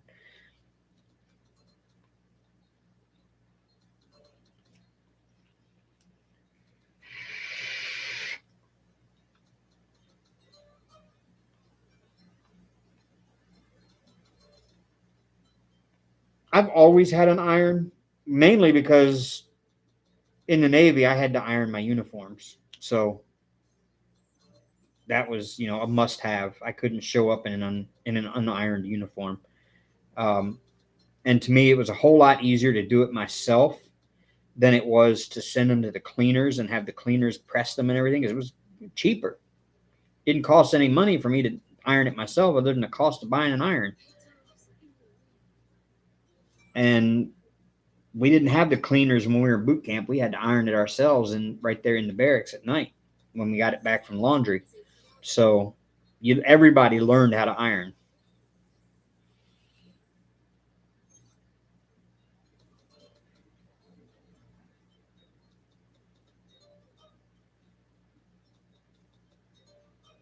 And I just kind of figured out how to do it to diamond paintings, because all you got to do is really heat this double sided adhesive. All you got to do is heat it up and it melts. And so if you turn your diamond painting upside down, if it's wrinkled or whatever on the corner, first thing you do is you find your like little your bubbles that have run across, and it's got like a bubble there, and you just slice that bubble with just lightly slice it with a hobby knife, just kind of run it across it and let it slice that bubble. And then you turn your diamond painting upside down and lay it straight down on the desk or whatever it is. I do it on a hard desk, and I put that iron on like the wool setting, and I put it right on the back of the diamond painting, and I keep it moving. You don't stop. You just keep it moving over that spot constantly, and it flattens it right out because it melts that adhesive, this double-sided adhesive. It softens it up and melts it enough that it presses it right back down onto the canvas, and it seals that bubble off and flattens it. And me shoe, I want some sausage balls.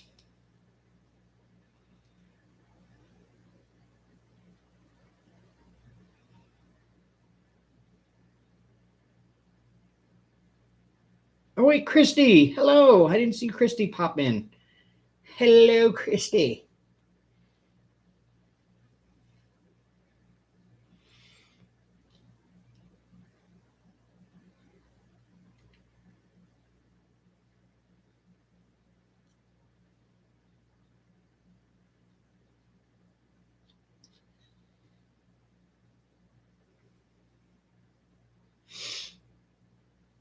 Ooh, cream cheese. Speaking of which, man, it's gonna be too late to do it after I get off of here. Ugh. I bought some hamburger meat the other night, and I can't just leave it sit in the fridge very much longer. I need to cook it, but I think I'll do that when I get off here. I'll make the taco meat. I'm gonna make some taco meat with it. I got 2 pounds of hamburger meat. I'm gonna make some taco meat with it, with the taco seasoning and everything. But because I bought it to make nachos, like I bought the nacho chips and the sour cream and the jalapenos and the cheese and diced onions and the lettuce, everything I needed to make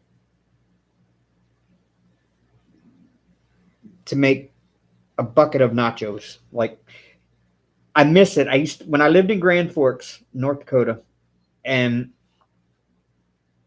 every summer we had the River City Speedway, which is a little dirt track up there, and the World of Outlaws would come. But every Saturday night they had, or Friday night they had short track racing, and they had the 410 wing sprints would come out, and it was just a great time to go. The races was cheap to get into, but they always had what they called the ultimate nachos, and they served them in a bucket like that big around, like that tall, and they put the chips in, and then you told them what type of meat they had: chicken and they had beef, taco seasoned and everything. They scoop a huge scoop of that in there and cover up the chips with it, and then they had all the toppings, like everything you can imagine, the cheese, everything, and they just put it all in that bucket, and then you just went and sat down with your bucket of nachos and you ate your nachos through the whole night. And I wanted to make that so bad, and I bought all the stuff for it, but I can't let that hamburger meat sit in the fridge very much longer.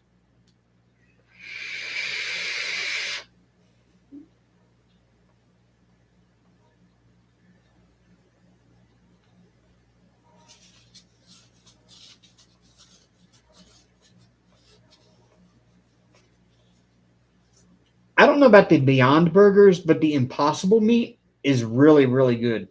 I was really pleasantly surprised. I had to try it.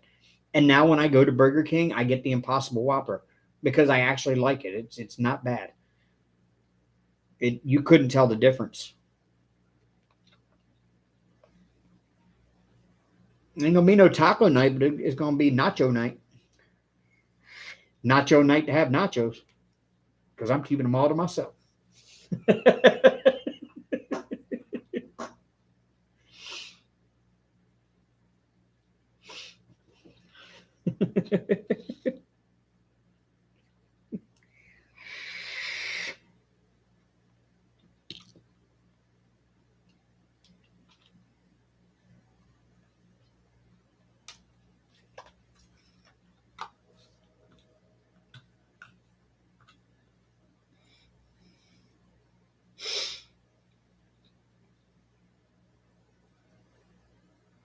I made a big pot roast in the Instant Pot night before last, and I've been eating on that the last 3 days.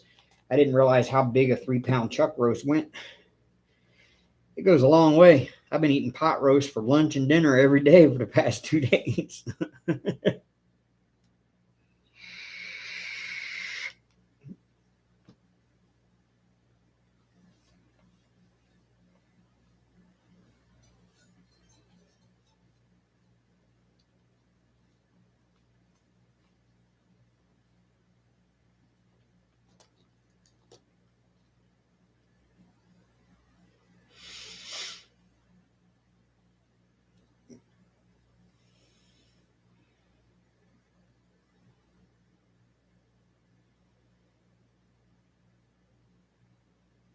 Nope, I think I got all of that color. Now watch, as soon as I put this away, I start working on another color, I'll find another one of this one.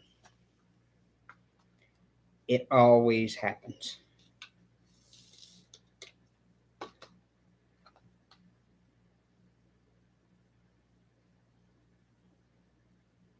Ooh, ouch. My ex-wife had cysts on her ovaries.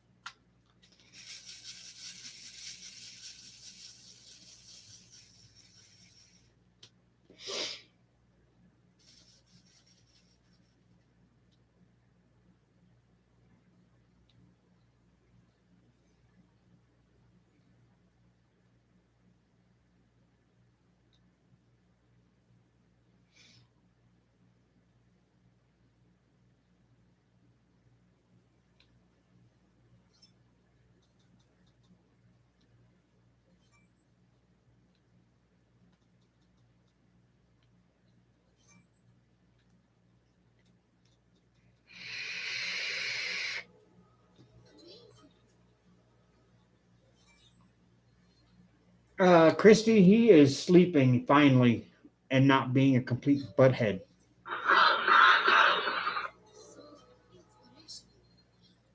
Hank, Hank, he ain't even opening his eyes and looking at me. Normally, he's for the past few days, Christy, he has been like planted right here. He doesn't want to be anywhere but right here and keeping me from working on diamond painting. So I'm glad that he's up sleeping in his cat tree right now. I get a break from him for a while.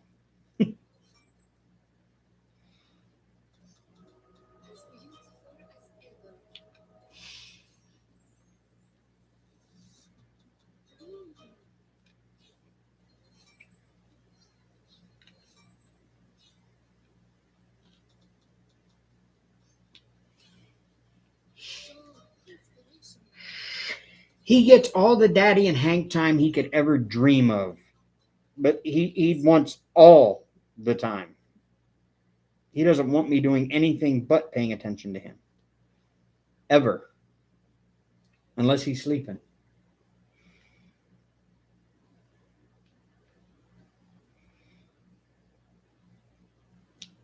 That done spoiled the cat so much that.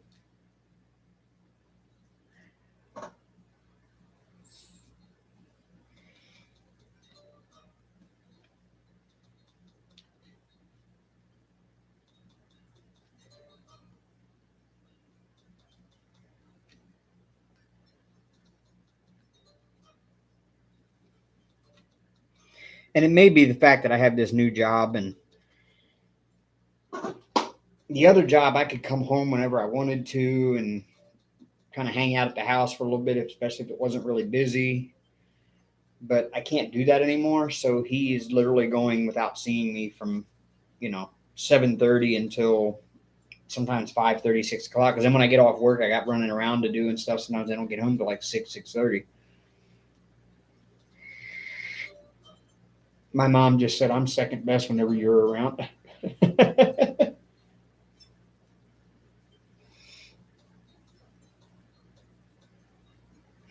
The new job is awesome, Christy. I just had a whole education session on educating people about pest control here. You missed it.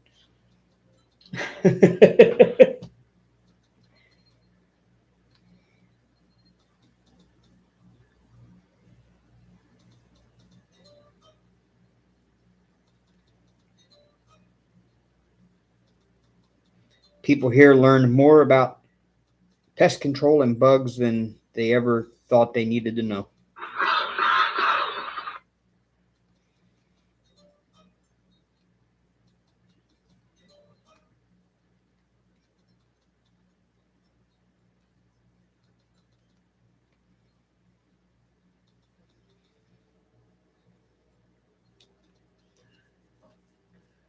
Hi, Diane. Christy, I'm an exterminator. Best way to put it. My company calls me a pest control service professional. I'm an exterminator. I'm a bug murderer.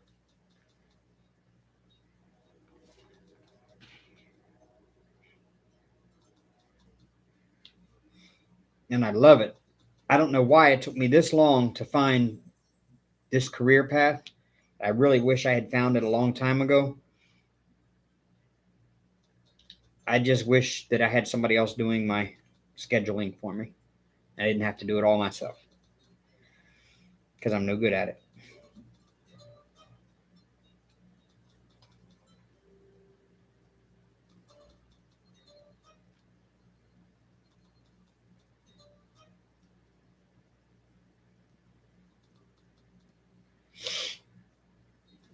Actually, I'm kind of glad I didn't find this line of work a long time ago because the chemicals they used to use in pest control were, if you were exposed to them as much as your typical pest control person is, I probably would have had 5 different types of cancer by now. Those things were like highly cancerous. Some of them they're not even allowed to use at all anymore, like DDT. which was still being used when I was a kid. And a lot of I've noticed, okay, each new generation that comes along, like our generation had issues, but not like horrible, horrible issues. But most of us are the children of like Vietnam vets and stuff, people in my generation, Gen X. A lot of us are, you know, our parents were Vietnam vets, Korea vets, you know, wars where they use stuff like Agent Orange and DDT. And there's no telling how much genetic damage was done from the use of those chemicals back in the day, to where a lot of the problems that people have now, the disorders and the maybe even the mental health issues and things like that, could possibly be due to the fact that so much of that was used in Gen X's parents' generation, in the boomers, that Gen X kind of caught a little bit of it, but not much. But, you know, the millennials and Gen Z seem to have a lot more different things that people are like, we never had that when we were younger. That you hear that. You'll hear Gen Xers all the time say, we never had none of that when we were younger. Nobody ever had any of that. That, I think a lot of those chemicals that were used back in the day, especially used in houses, people used DDT. They painted their walls with DDT to keep bugs out. I mean, that's nuts. Thinking how much genetic damage was done so that genetically we're passing on genetic uh, uh, um, you know, what do they want to call it, damaged DNA or altered DNA that came from all of that. Um, I know Emmy Sue was talking, and her and she didn't realize that I had actually heard of this before, but there's a disorder called Chiari malfunction or Chiari malformation. And it's basically where the brainstem is deformed and it puts pressure in the back of the skull. And they actually have to go in there and actually take apart the back skull where the brainstem comes out the bottom of it to relieve the problem. And it causes all kinds of physical ailments and stuff when whoever has it. My sister has it. And they're linking that back to the use of possibly Agent Orange and DDT in Vietnam.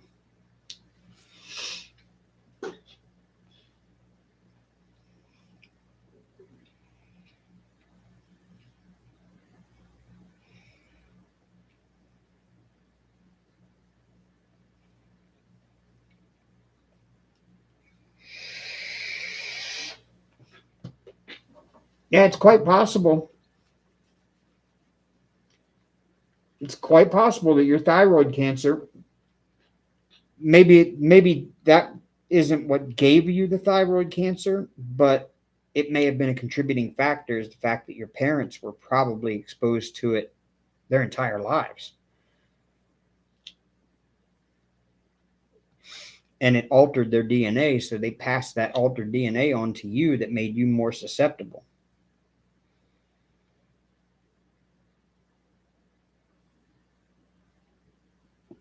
That's why people that work around radiation a lot have a higher risk of having children with birth defects than other people, because radiation actually damages your DNA. And then that damaged DNA is now a genetic part of you, and that gets passed on to your offspring.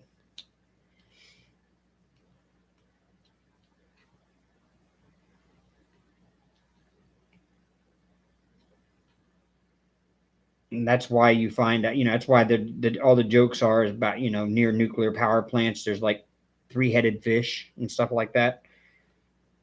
That's why there's jokes about that, because it alters the DNA of the generation that's living in those conditions. And then that altered DNA is then passed on to the offspring, which are born with all kinds of weird deformities and defects and everything else.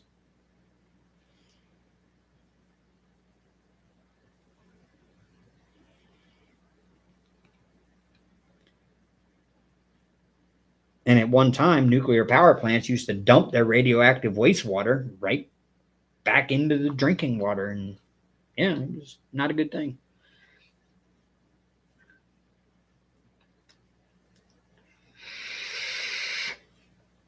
Yep, Christy, it's it's kind of an interesting topic to read into when you start looking into it. It's pretty fascinating how the reason why we don't do things the way we used to do it is because of stuff like that, where everything was like damaging everybody's DNA, and they didn't know it at the time. I mean, hell, the guys that invented the atomic bomb were just like touching plutonium, like they were handling it. They didn't know they were putting people out in Nevada desert and exploding an atomic bomb a mile away from them. And they didn't know that the effects of radiation on people then. They just figured it was just a really powerful bomb. They didn't realize that the radiation is what killed more people than the explosion did. They just wanted to make big boom. And then years down the line, all those soldiers that were exposed to it in those tests all of a sudden started getting different kinds of cancers that nobody had heard about. And they were having a lot of deformed children. And they linked it back to the atomic bomb testing back in the 1940s.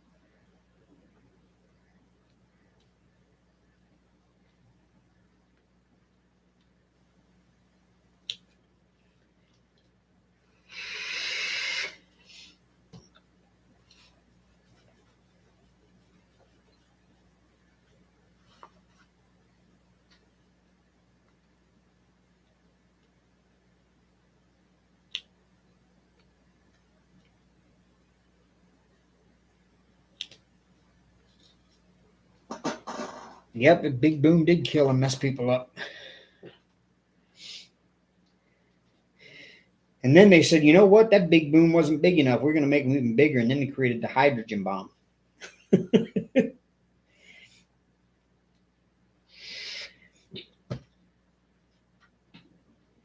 And the hydrogen bomb is actually interesting how it works. That I find fascinating. It basically creates a miniature sun. Because all the sun does is the sun has so much gravitational pull and so much gravitational force that it's made up mostly of hydrogen gas.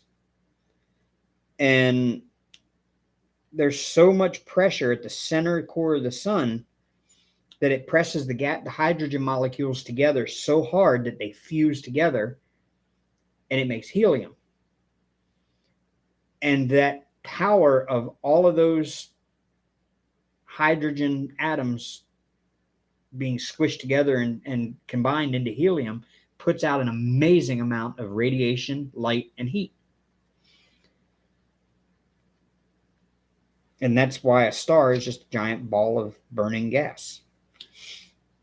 And the hydrogen bomb does the same thing. The explosion that happens in the center of the bomb actually fuses hydrogen and helium together, which causes a chain reaction and does the same for all the other hydrogen and helium atoms around, or hydrogen atoms around them, turn them all into helium, which creates a giant radioactive ball of fire, which is the sun.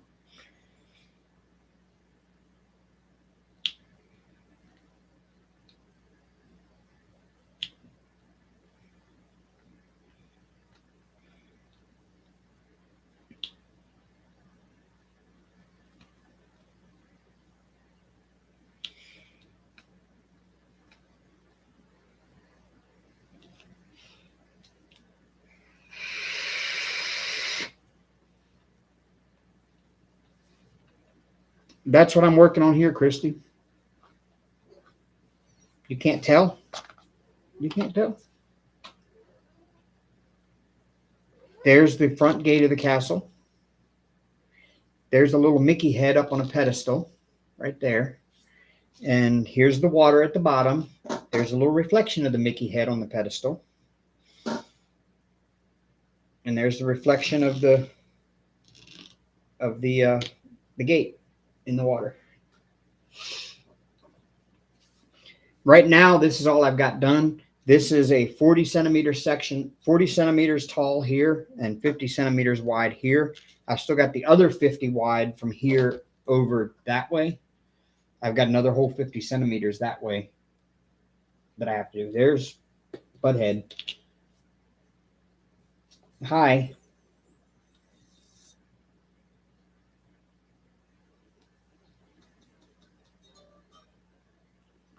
This isn't anything slowly at all. I mean, I only got the drills for this, 3 weeks ago?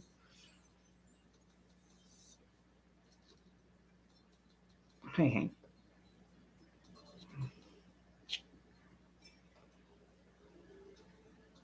See what I told you? This is where he wants to be. Hi, buddy.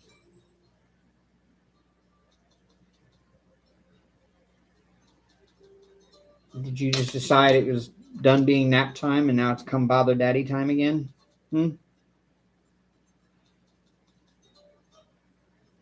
Yeah, I had to get new drills again. I guess you haven't been in here when I told the story. Okay. I bought the very first one and it was messed up from the get-go because there was a printing error on the canvas itself. And so the grid for the drills was way bigger than the drills. So the drills all had a big gap around all of them and it's square. So I messaged her and showed her pictures and everything else. And she consulted with the supplier and said, yeah, it's a misprint on the canvas. We're going to send you a whole new kit out. So she sent the whole new kit. And Amber and I had gotten, a pretty good chunk across the bottom pretty much done on it. And I had pulled it out and started working on it again, I guess, back in December. And I started noticing that I had a lot of popping drills. And Amber had told me that she didn't like the drills. There was something wrong with them. And I didn't believe her. But then when I started working on it, this whole section I did, and there must have been 20 drills had popped off of it overnight. And I was like, that's not good. And I squished them back down again, figuring, okay, maybe I didn't place them down right to begin with. I went and rolled them back over again and came back the next day and there were 20 more popping drills popping off of it. So I messaged her and I was like, look, I bought this kit from you 3 years ago. And I know it's a long shot, but this thing has popping drills everywhere. She says, okay, send me your address. I'll send you a whole new set of drills for it because we don't use that supplier anymore because of quality issues just like that. And that's why we stopped using them. So you send me the inventory sheet from that kit and your address, and I will send you a whole new set of drills for it from the drills that we have here. Because I guess now she works in a shop there and they put their kits together themselves there and send them out. And so that's what she did. She gave me a whole new set of drills for this. And I just got them like 3 weeks ago. And so that's what I've been working on. I had to take all the old drills off of it. Like I had 25 centimeters. So basically from here down to the bottom, all the way across done. And I had to scrape all those drills off. And so now I'm back to working on it. Yeah, she is awesome. She actually came in here the Sunday night after the drills arrived and I had them all kitted up and ready to go. I invited her in and she came in to chat and I've got nothing but good things to say about her. She has gone above and beyond to make this right, and she has made it right. And she didn't even have to on a 3-year-old canvas. So props. I actually want to buy one of her new kits from her at some point.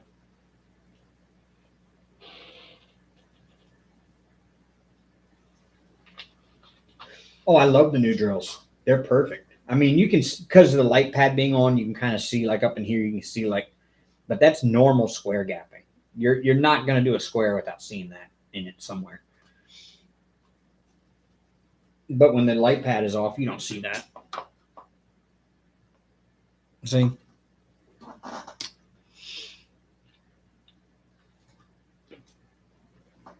You see a Hank butt, but you don't see that.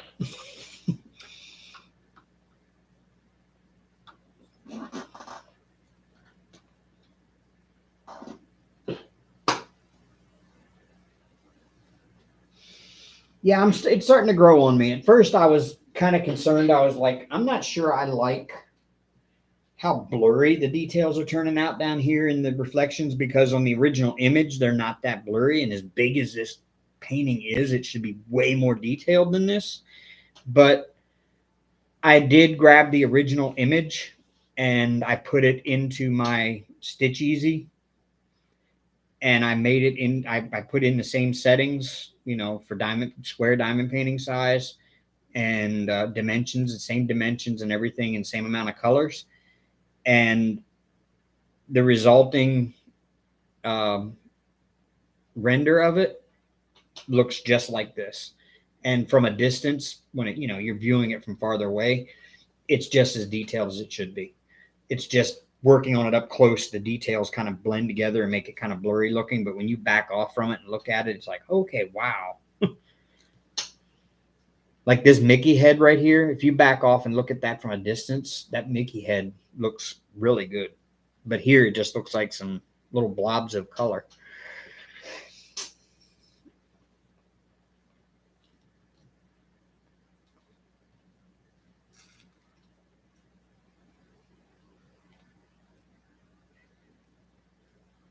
So I'm trusting the process.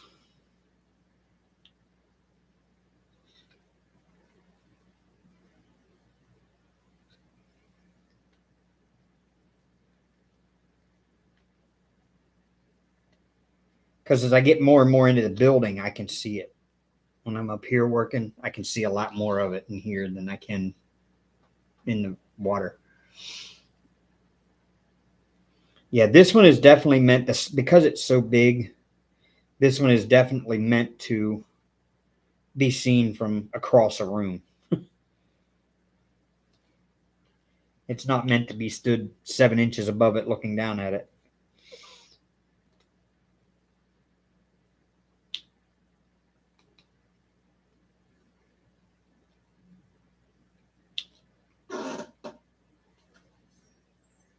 Yeah, I can't wait to see it finished either, because I want to get this thing done. I'm tired of having it sitting around the house. Plus, my granddaughter that this is a gift for, her birthday is in August. So I'd like to have it done by then. I don't know that it will be. I'm going to try. But if it's not done by August, it should definitely be done by December, which is Christmas. And I'll give it to her for Christmas. And maybe even by then, I'll have a chance to do another one for the other granddaughter. I've got to find another unicorn, because my other granddaughter, she was a little bit younger, and she didn't understand that it was a piece of art to look at. And I had done that big Lisa Frank unicorn picture, the 70 by 70, and I gave it to her. And it wasn't that long afterwards. I guess it was a few months later. I was talking to my son, and I was like, "Oh, how does Ev like her picture?" And they said, "Oh, she loves it." She said she put it up on the wall. We put it up on the wall in her room, and she loved it so much that she was picking the drills off of them and thought they were little candies and was trying to eat them. So I've got to make another diamond painting for her. Plus, it wouldn't be right to give one something and not the other one.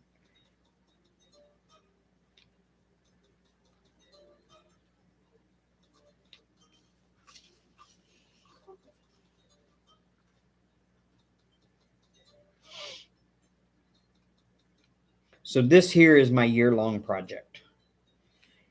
It's going to be my 2023 year-long project. I mean, I'm going to work on other stuff too, but this is going to be my main focus through 2023. I've got some cross stitching to do too that I'll get to, which I don't have to roll this up and move it off the desk to do cross stitching. So,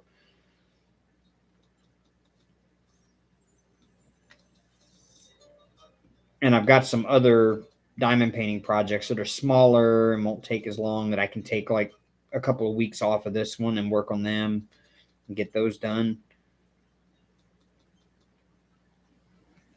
And I can just like do them right on top of this one, or I can just pull the light pad out from underneath this one, sit it on top of it, and work on the other one, you know, that kind of thing.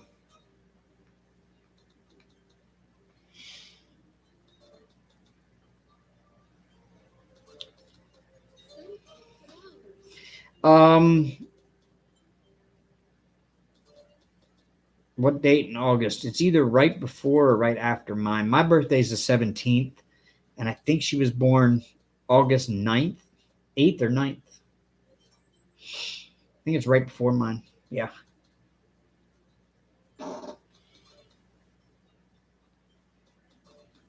I was trying to get my daughter-in-law to hold off until the 17th, and Briley wasn't having none of that. She was like, "Nope, nope, I want out. I want out of here now."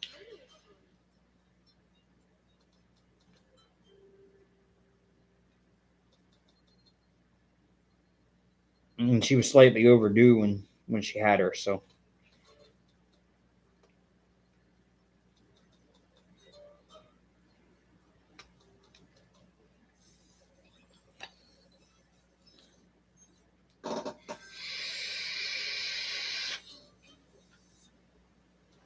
yep, time to evacuate. Yeah, there's a lot of us August, a lot of August birthdays. You know the reason why, right?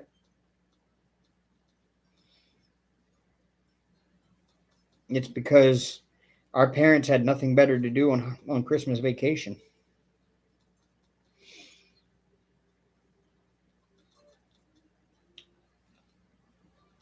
Christmas and Thanksgiving.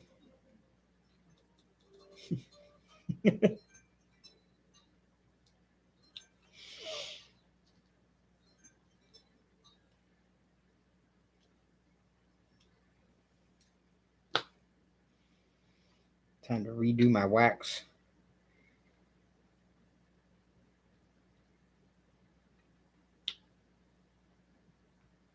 I figured out that in a stainless steel tip, Beth's mud is good for about a 10 centimeter by 10 centimeter, and then another, halfway through the second one before you have to replace your mud.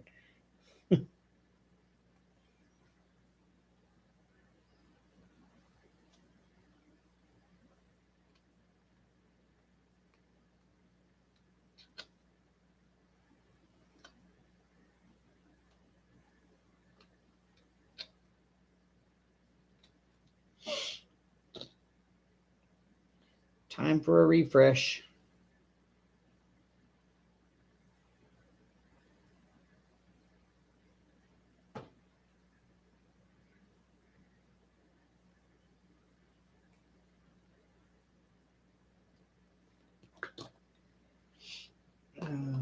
Use some of this.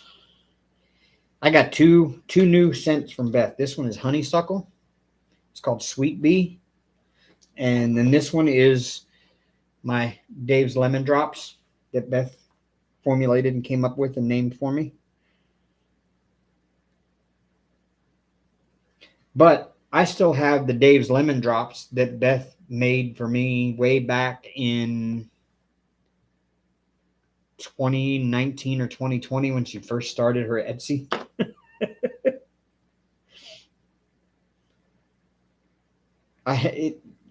It lasts so long.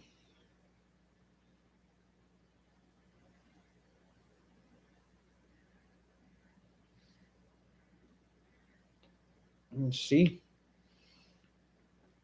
Christy was one of those that had nothing better to do it at holiday break.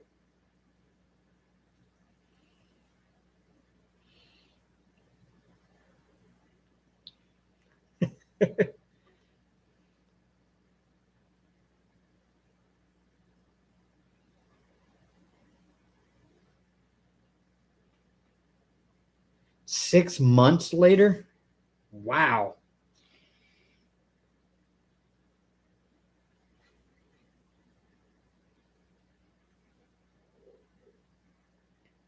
Why so long?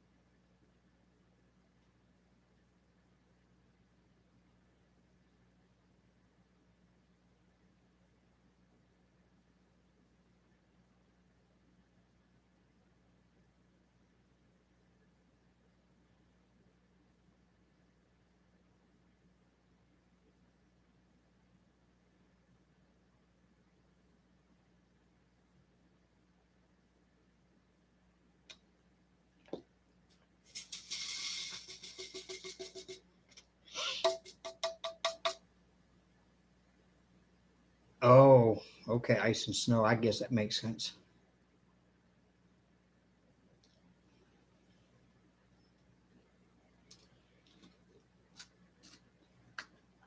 Oh, yeah. You're welcome, Christy. See?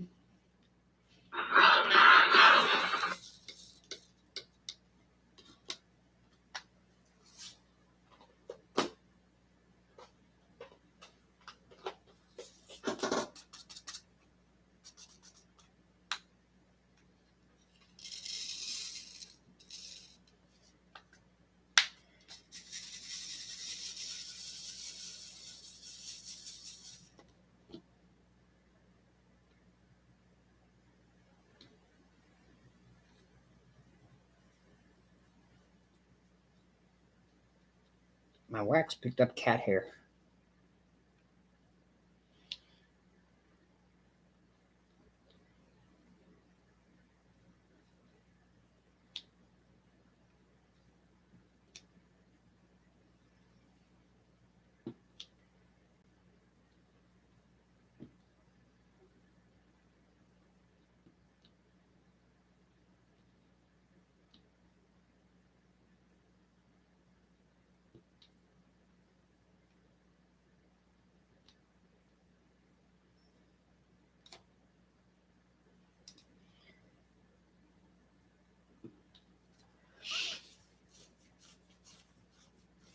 Well, yeah, that makes sense.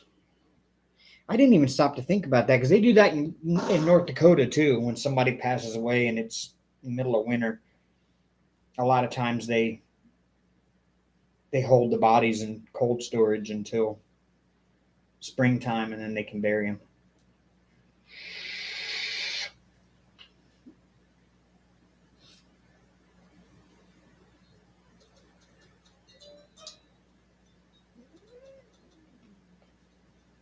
But they normally hold like a full funeral and stuff, like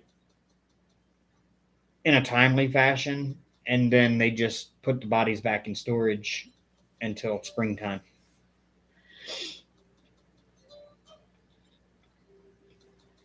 Oh, he is, Michelle. You should know that.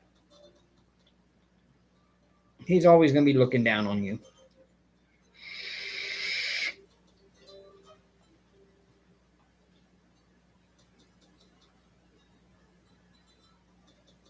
Yeah.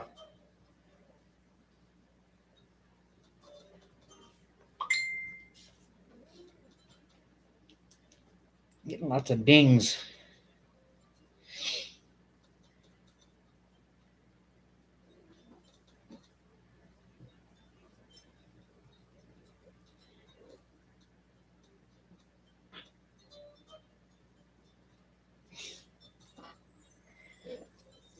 No.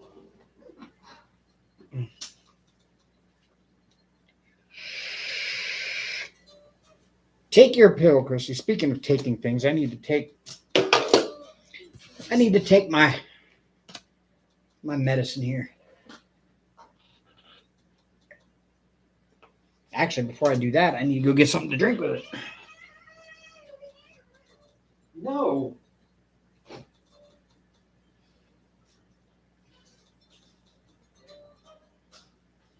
It is not time, Hank.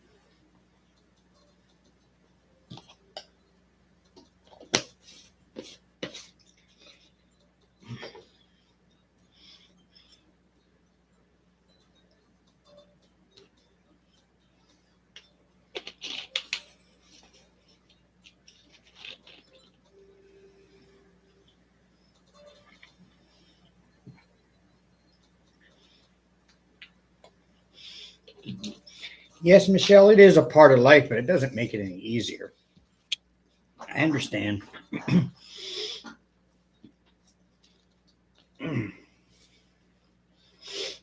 Not too long ago, this was late last year, the guy was just an acquaintance. Like I'd hung out with him at the bar a few times when Amber and I had gone there together. Amber was closer friends with him than I was because she was at the bar every night and he was there. He was like a regular that was there like every day and every night. In fact, she went day drinking with him there one day. He just passed away out of nowhere. Like no prior medical history, didn't have anything wrong. Just went to bed one night and didn't wake up the next morning. And I'll be honest with you. Yes, death is a part of life, but I realized real quick at that point that I'm not ready for that because he was only 6 years older than me. And it really scared me to death. Like a lot of that staying up late on Zoom that I was doing wasn't because I wanted to stay up late and still be up and around. It was because I was scared to death to go to sleep.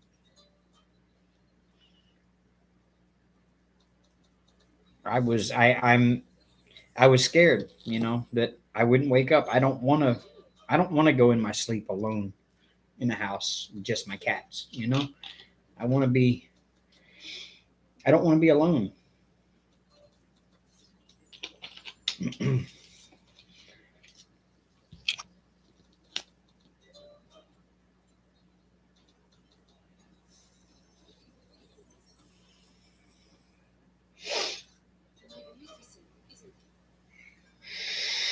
And so yeah, that scared the living daylights out of me. And it still does at times. The thought still hits me that, we're not guaranteed tomorrow.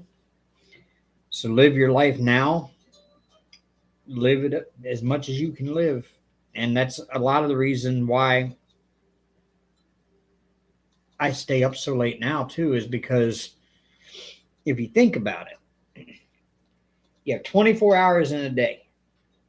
If you go to work for 8 hours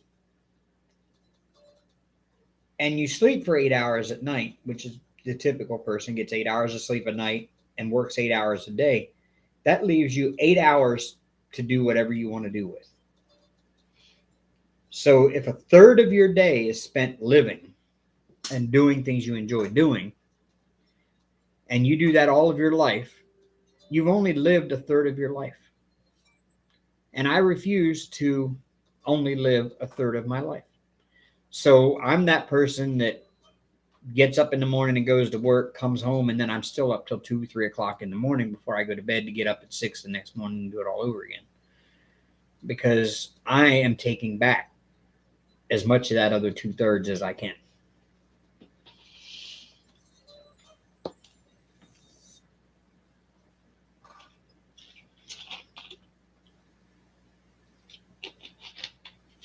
Yeah, mine wasn't being afraid of nightmares. It was just being afraid. I mean, I understand your situation and why you'd be afraid of the nightmares. I totally get that. Mine was like I was afraid that that was going to happen to me, that I was going to go to bed and not wake up in the morning, and it would be a week before they find me here with my cats eating my face. And I don't want that for my kids. I don't want my kids to think that that's what happened and how I went. And to be honest with you, I don't want to go alone. Like I don't want to be alone when I go. I want, as much as I hate to say I want somebody there with me, that sounds selfish of me to want to put somebody else through the agony of being there when I go. I don't want to go alone. I want to, it's strange.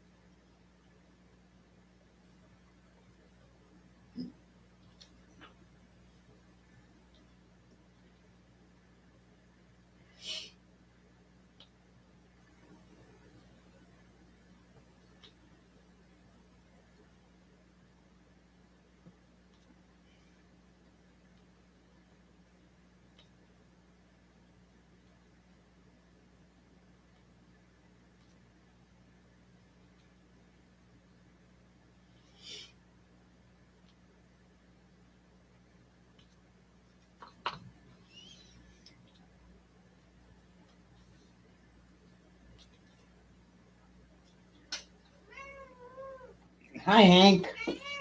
Hi.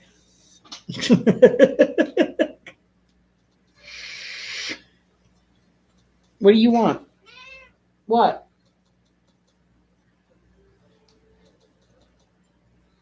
What do you want? I know it's getting close to time, isn't it, buddy? Yeah, you still got a half hour. Yep. You can chill out for a half hour, buddy. You'll be all right. You'll live. You're not going to starve to death in the next half hour. I promise. There's dry food out there. Go eat. Oh, he's very vocal. Very. Like always. You should hear him when I get home from work. I walk in the door and he's just constant, meow, meow, meow, running around in between my legs, following me everywhere I go. And when I wake up in the morning, it's really funny because he'll lay on the bed and he'll sleep on the bed beside me. And when I get up in the morning, he'll stay there beside me until I actually get out of bed and start walking. And as soon as I do, he's running right beside me or right between my feet. Like he'll walk right along with me, like right between my feet, and meowing the whole time, looking up at me, meowing the whole time. Because him's a mess. Him's a needy little mess. Yeah, him is. Here, get up there on the back of the chair so Daddy can diamond paint. There you go. There, you got the best of both worlds. You're right up my ass, and you're in a comfortable spot. You can lay down and be cute and comfortable. It's not time yet, Christy. He's got a half hour. Hey, Diane, it's really funny. He sounds like a duck when I'm going to give him his GOOD, I can't say it out loud or he will really go nuts because he knows that word.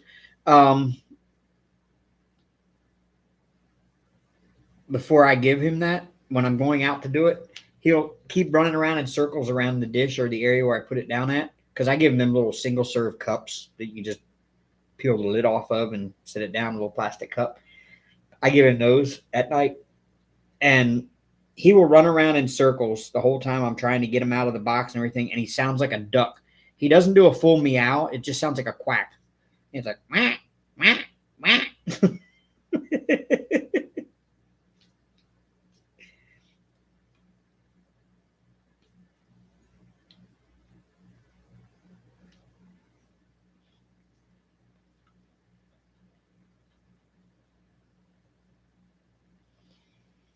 Yeah, he knows that word. As soon as I say it, his head turns and looks straight at me like, okay, you said it. Now you got to give it to me.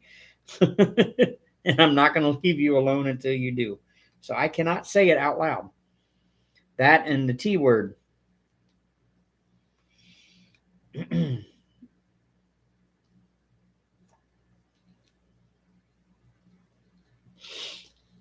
fact, Aria is learning the T word now, and I can say it and she'll come running and run right out to where the food dishes are.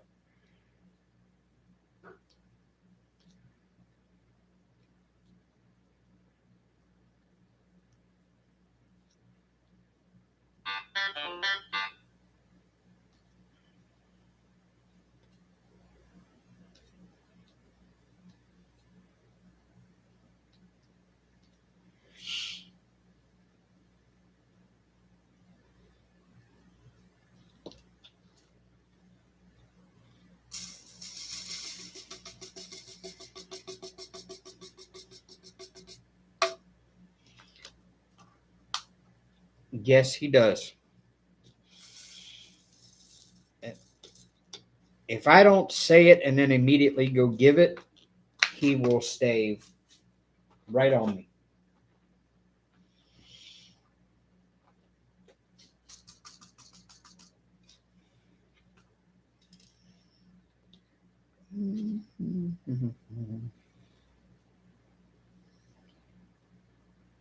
Oh, there it is.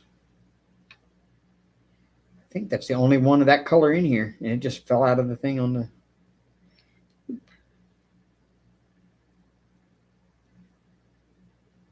Oh, there's another one.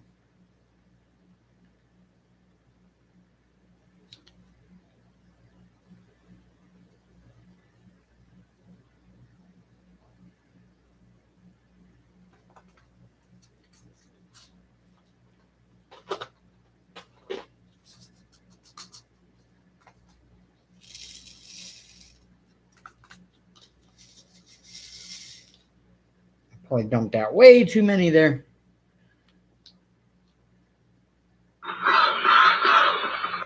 Mm.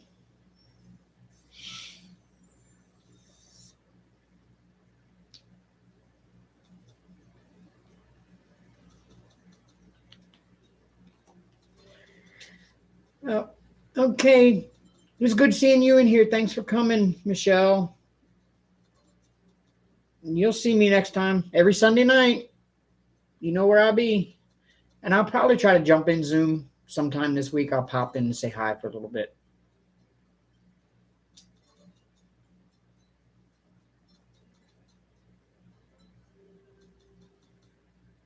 This one confetti heavy? Yes, Christy. Don't order an image with 100 colors if you don't like confetti. Because a lot of these colors I've noticed are, we were talking about this earlier, I was mentioning it, that there's 100 colors in this because there's a lot of shading. And the colors are so close to one another in shade that some of them you can barely tell apart with the naked eye. But once they're on a canvas with other colors around them, you can see the difference, but you can't see it by just putting two drills next to each other of these two different colors that are so close.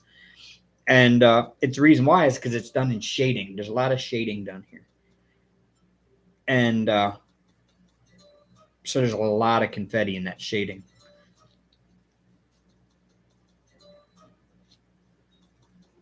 I think I already got all of that color in there. See, I dumped all of those out for 3 or 4 drills.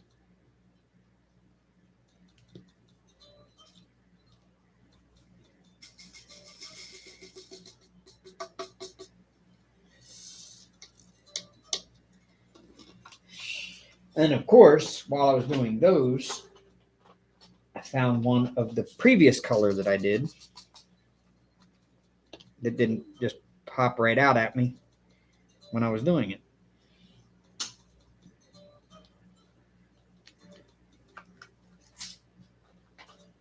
In fact, when I got this set of drills, I actually messaged Haley and I was like, I think somebody accidentally dumped the 792s into the 796s because I had two drills, 792 and 796, that looked exactly alike to the eye. And I have that diamond painting DMC color chart book, and I have 792s and 796s in that, and they're two completely different looking colors in that book. You know, different drills, different dye lots too. But I was like, they're supposed to be different colors. One's cornflower and one is royal blue. There should be a big difference between those two. At least in my mind, I'm thinking there is, right? So I took pictures of it, of them sitting next to each other. And I took pictures of the two of them in the color chart. And I was like, these are the ones that I got. One of them is a 792, one's a 796. Here's what 792 and 796 should look like. They should look differently. I think somebody dumped the wrong drills in the wrong container or something at the time when y'all were boxing them up. And then I went into Photoshop and I pulled up the two pictures. Well, in Photoshop, you can sample the color and it'll give you the hex code of the color and all of that, right? So I opened up the picture of the two drills from this kit that were side by side, and I sampled them,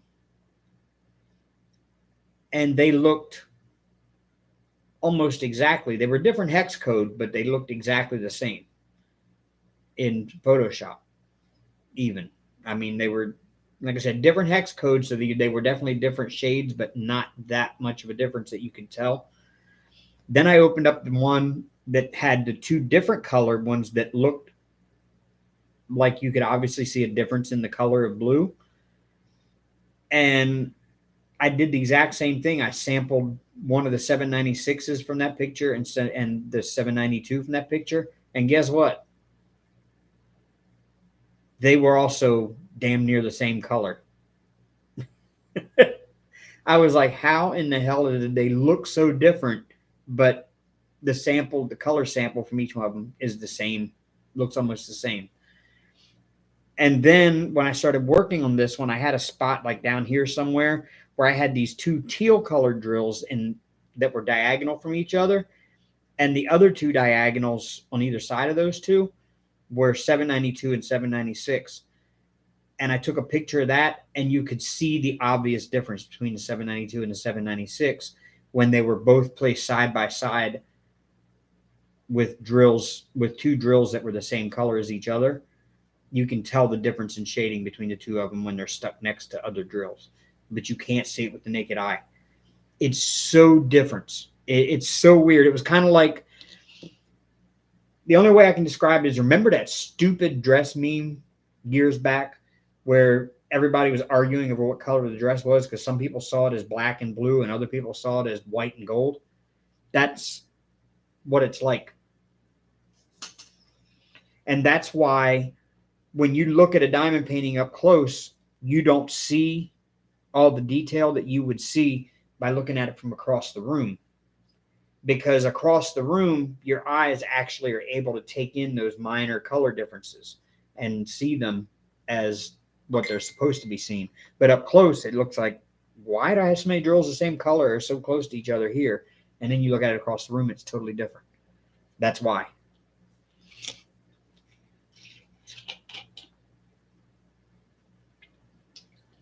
And also,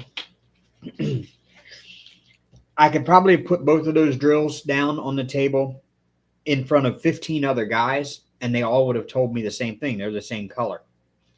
But I could have brought 15 other women in and said, what color, which Are these drills the same color? And they'd all told me no.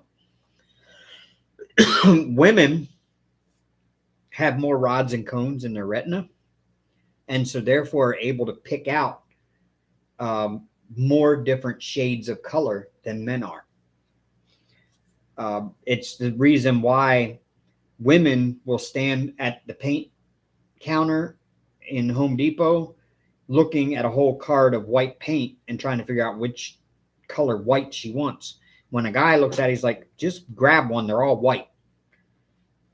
To a guy, they are all white because he can't see the subtle differences in the shade of white that the woman can see, because the women can actually see those shades differently.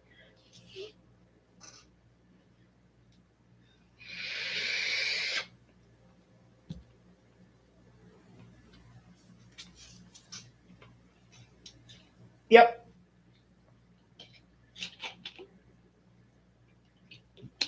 So that's why don't get mad at your guy, at your man, women. If you're at the store and you're trying to repaint your living room or whatever, and you're trying to get just the right shade for the living room wall, and he keeps coming over and saying they're all white, just grab one, don't get mad at it. He honestly cannot see the difference in them, and it's completely genetic. It's completely biological. That's why he cannot see the different colors. Women can.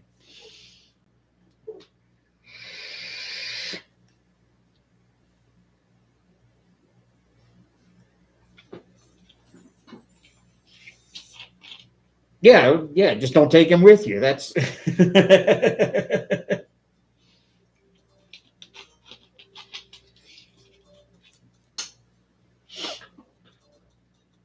so my diamond painting actually looks different to women than it does to me. That's why some women look at it and go, "That looks so good. That looks so awesome." And I'm looking at it going, "No, that's because y'all can see all the little subtle differences in the shades of colors that I can't see."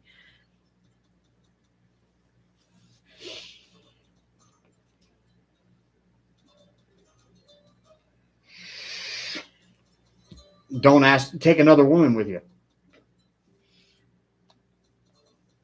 In that case, you need to take another woman with you. If you're looking at something that's like a white or an eggshell or an off white, that's just a subtle difference of pure white, you don't take the guy with you because he's going to tell you they're all white. Just pick one. And he can't help it because that's what he sees. Um, you take a female friend with you and have her help you pick out the color.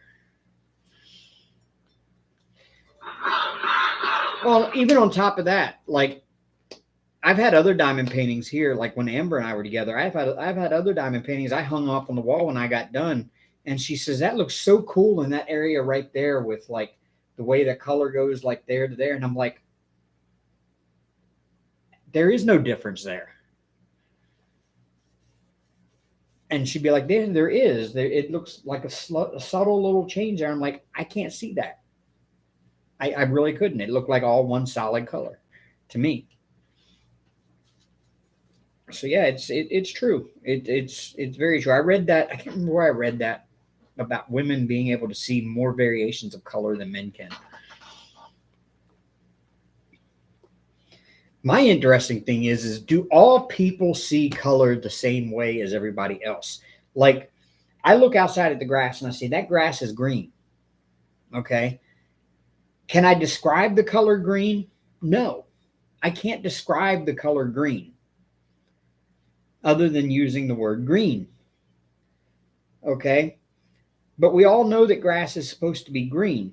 So what I see as green, are you seeing the color green the same way I am? Like, does everybody see green the exact same way I do? So I see green in this color. I see it as green. But what if your idea of what green looks like would be what my idea of red looks like? And maybe when I look at red, you're seeing what I would say is blue, but yet you know it is red.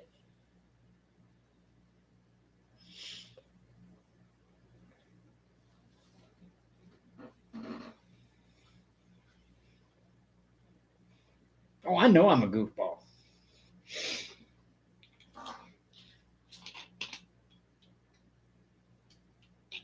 So do our brains actually interpret color the exact same way? Like if I was to, I don't know. That's weird. I've always wondered that.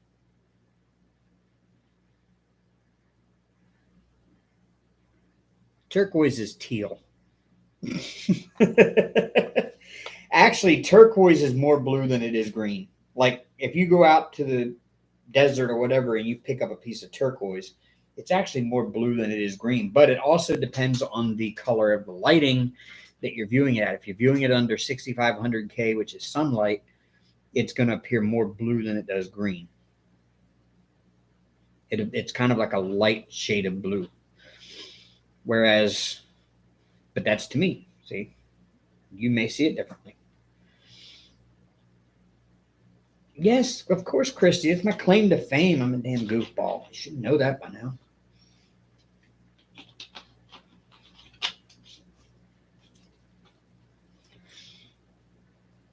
I've always considered turquoise a light teal, a light bluish teal.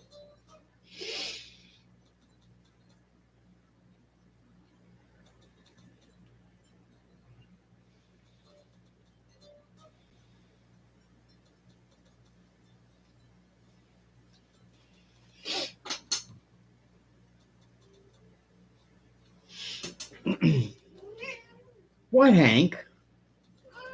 No, no, no, no, no. You're not jumping from over there up here on this desk and knocking the camera over and jumping into my sticky stuff here. No, you can sit there and stare at me. How's that sound? Yeah, that works better, huh? Yep. Don't give me that look.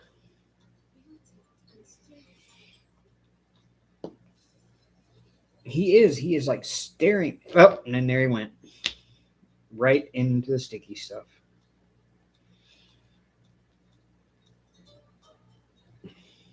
Really? Really?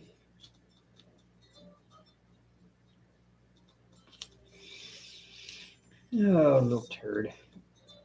Yes, I know.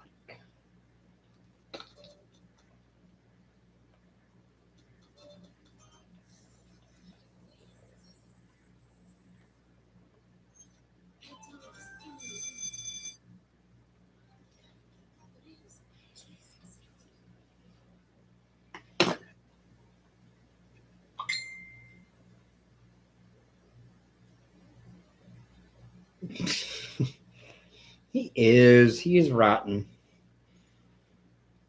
Where's Arya? Arya.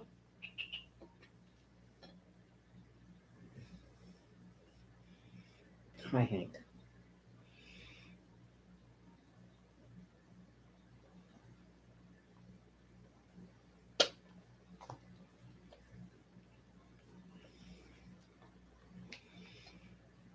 He doesn't have hardly any room to move around, but he's sure enough trying. Weirdo.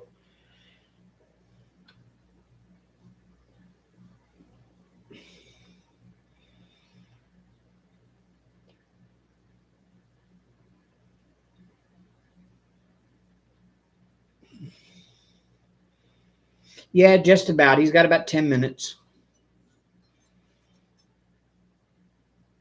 He's got about 10 minutes.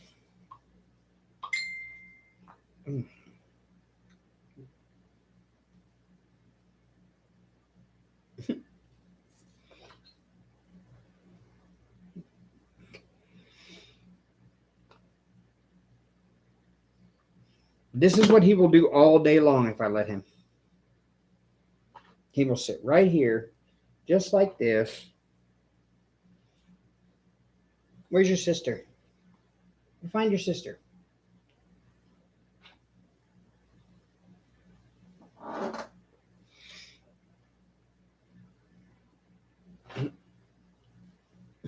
Okay, Hank. Yep, 11 p.m. is good food time. Yeah. You ready for? Hey, you want good food? Yeah. Okay.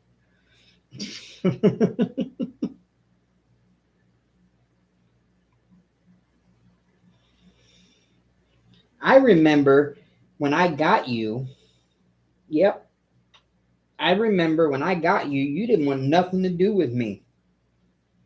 You went and hid under a bed for like a week.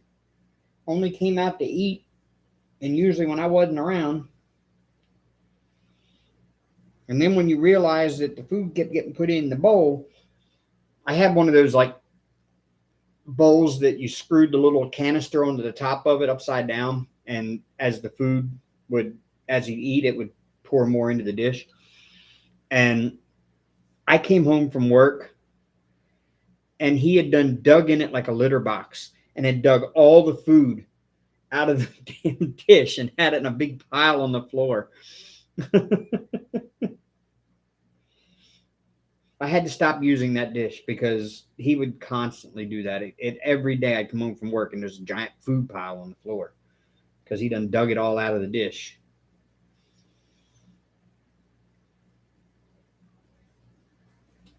All right.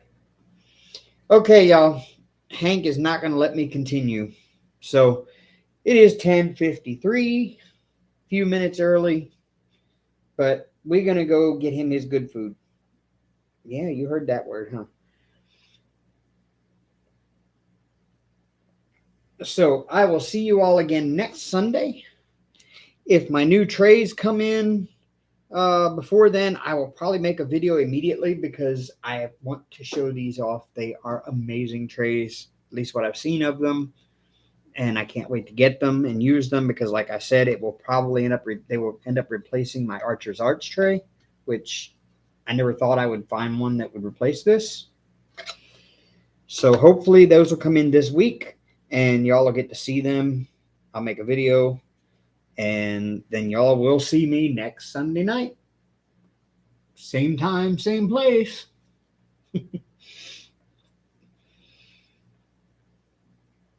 So till then, rock on, y'all.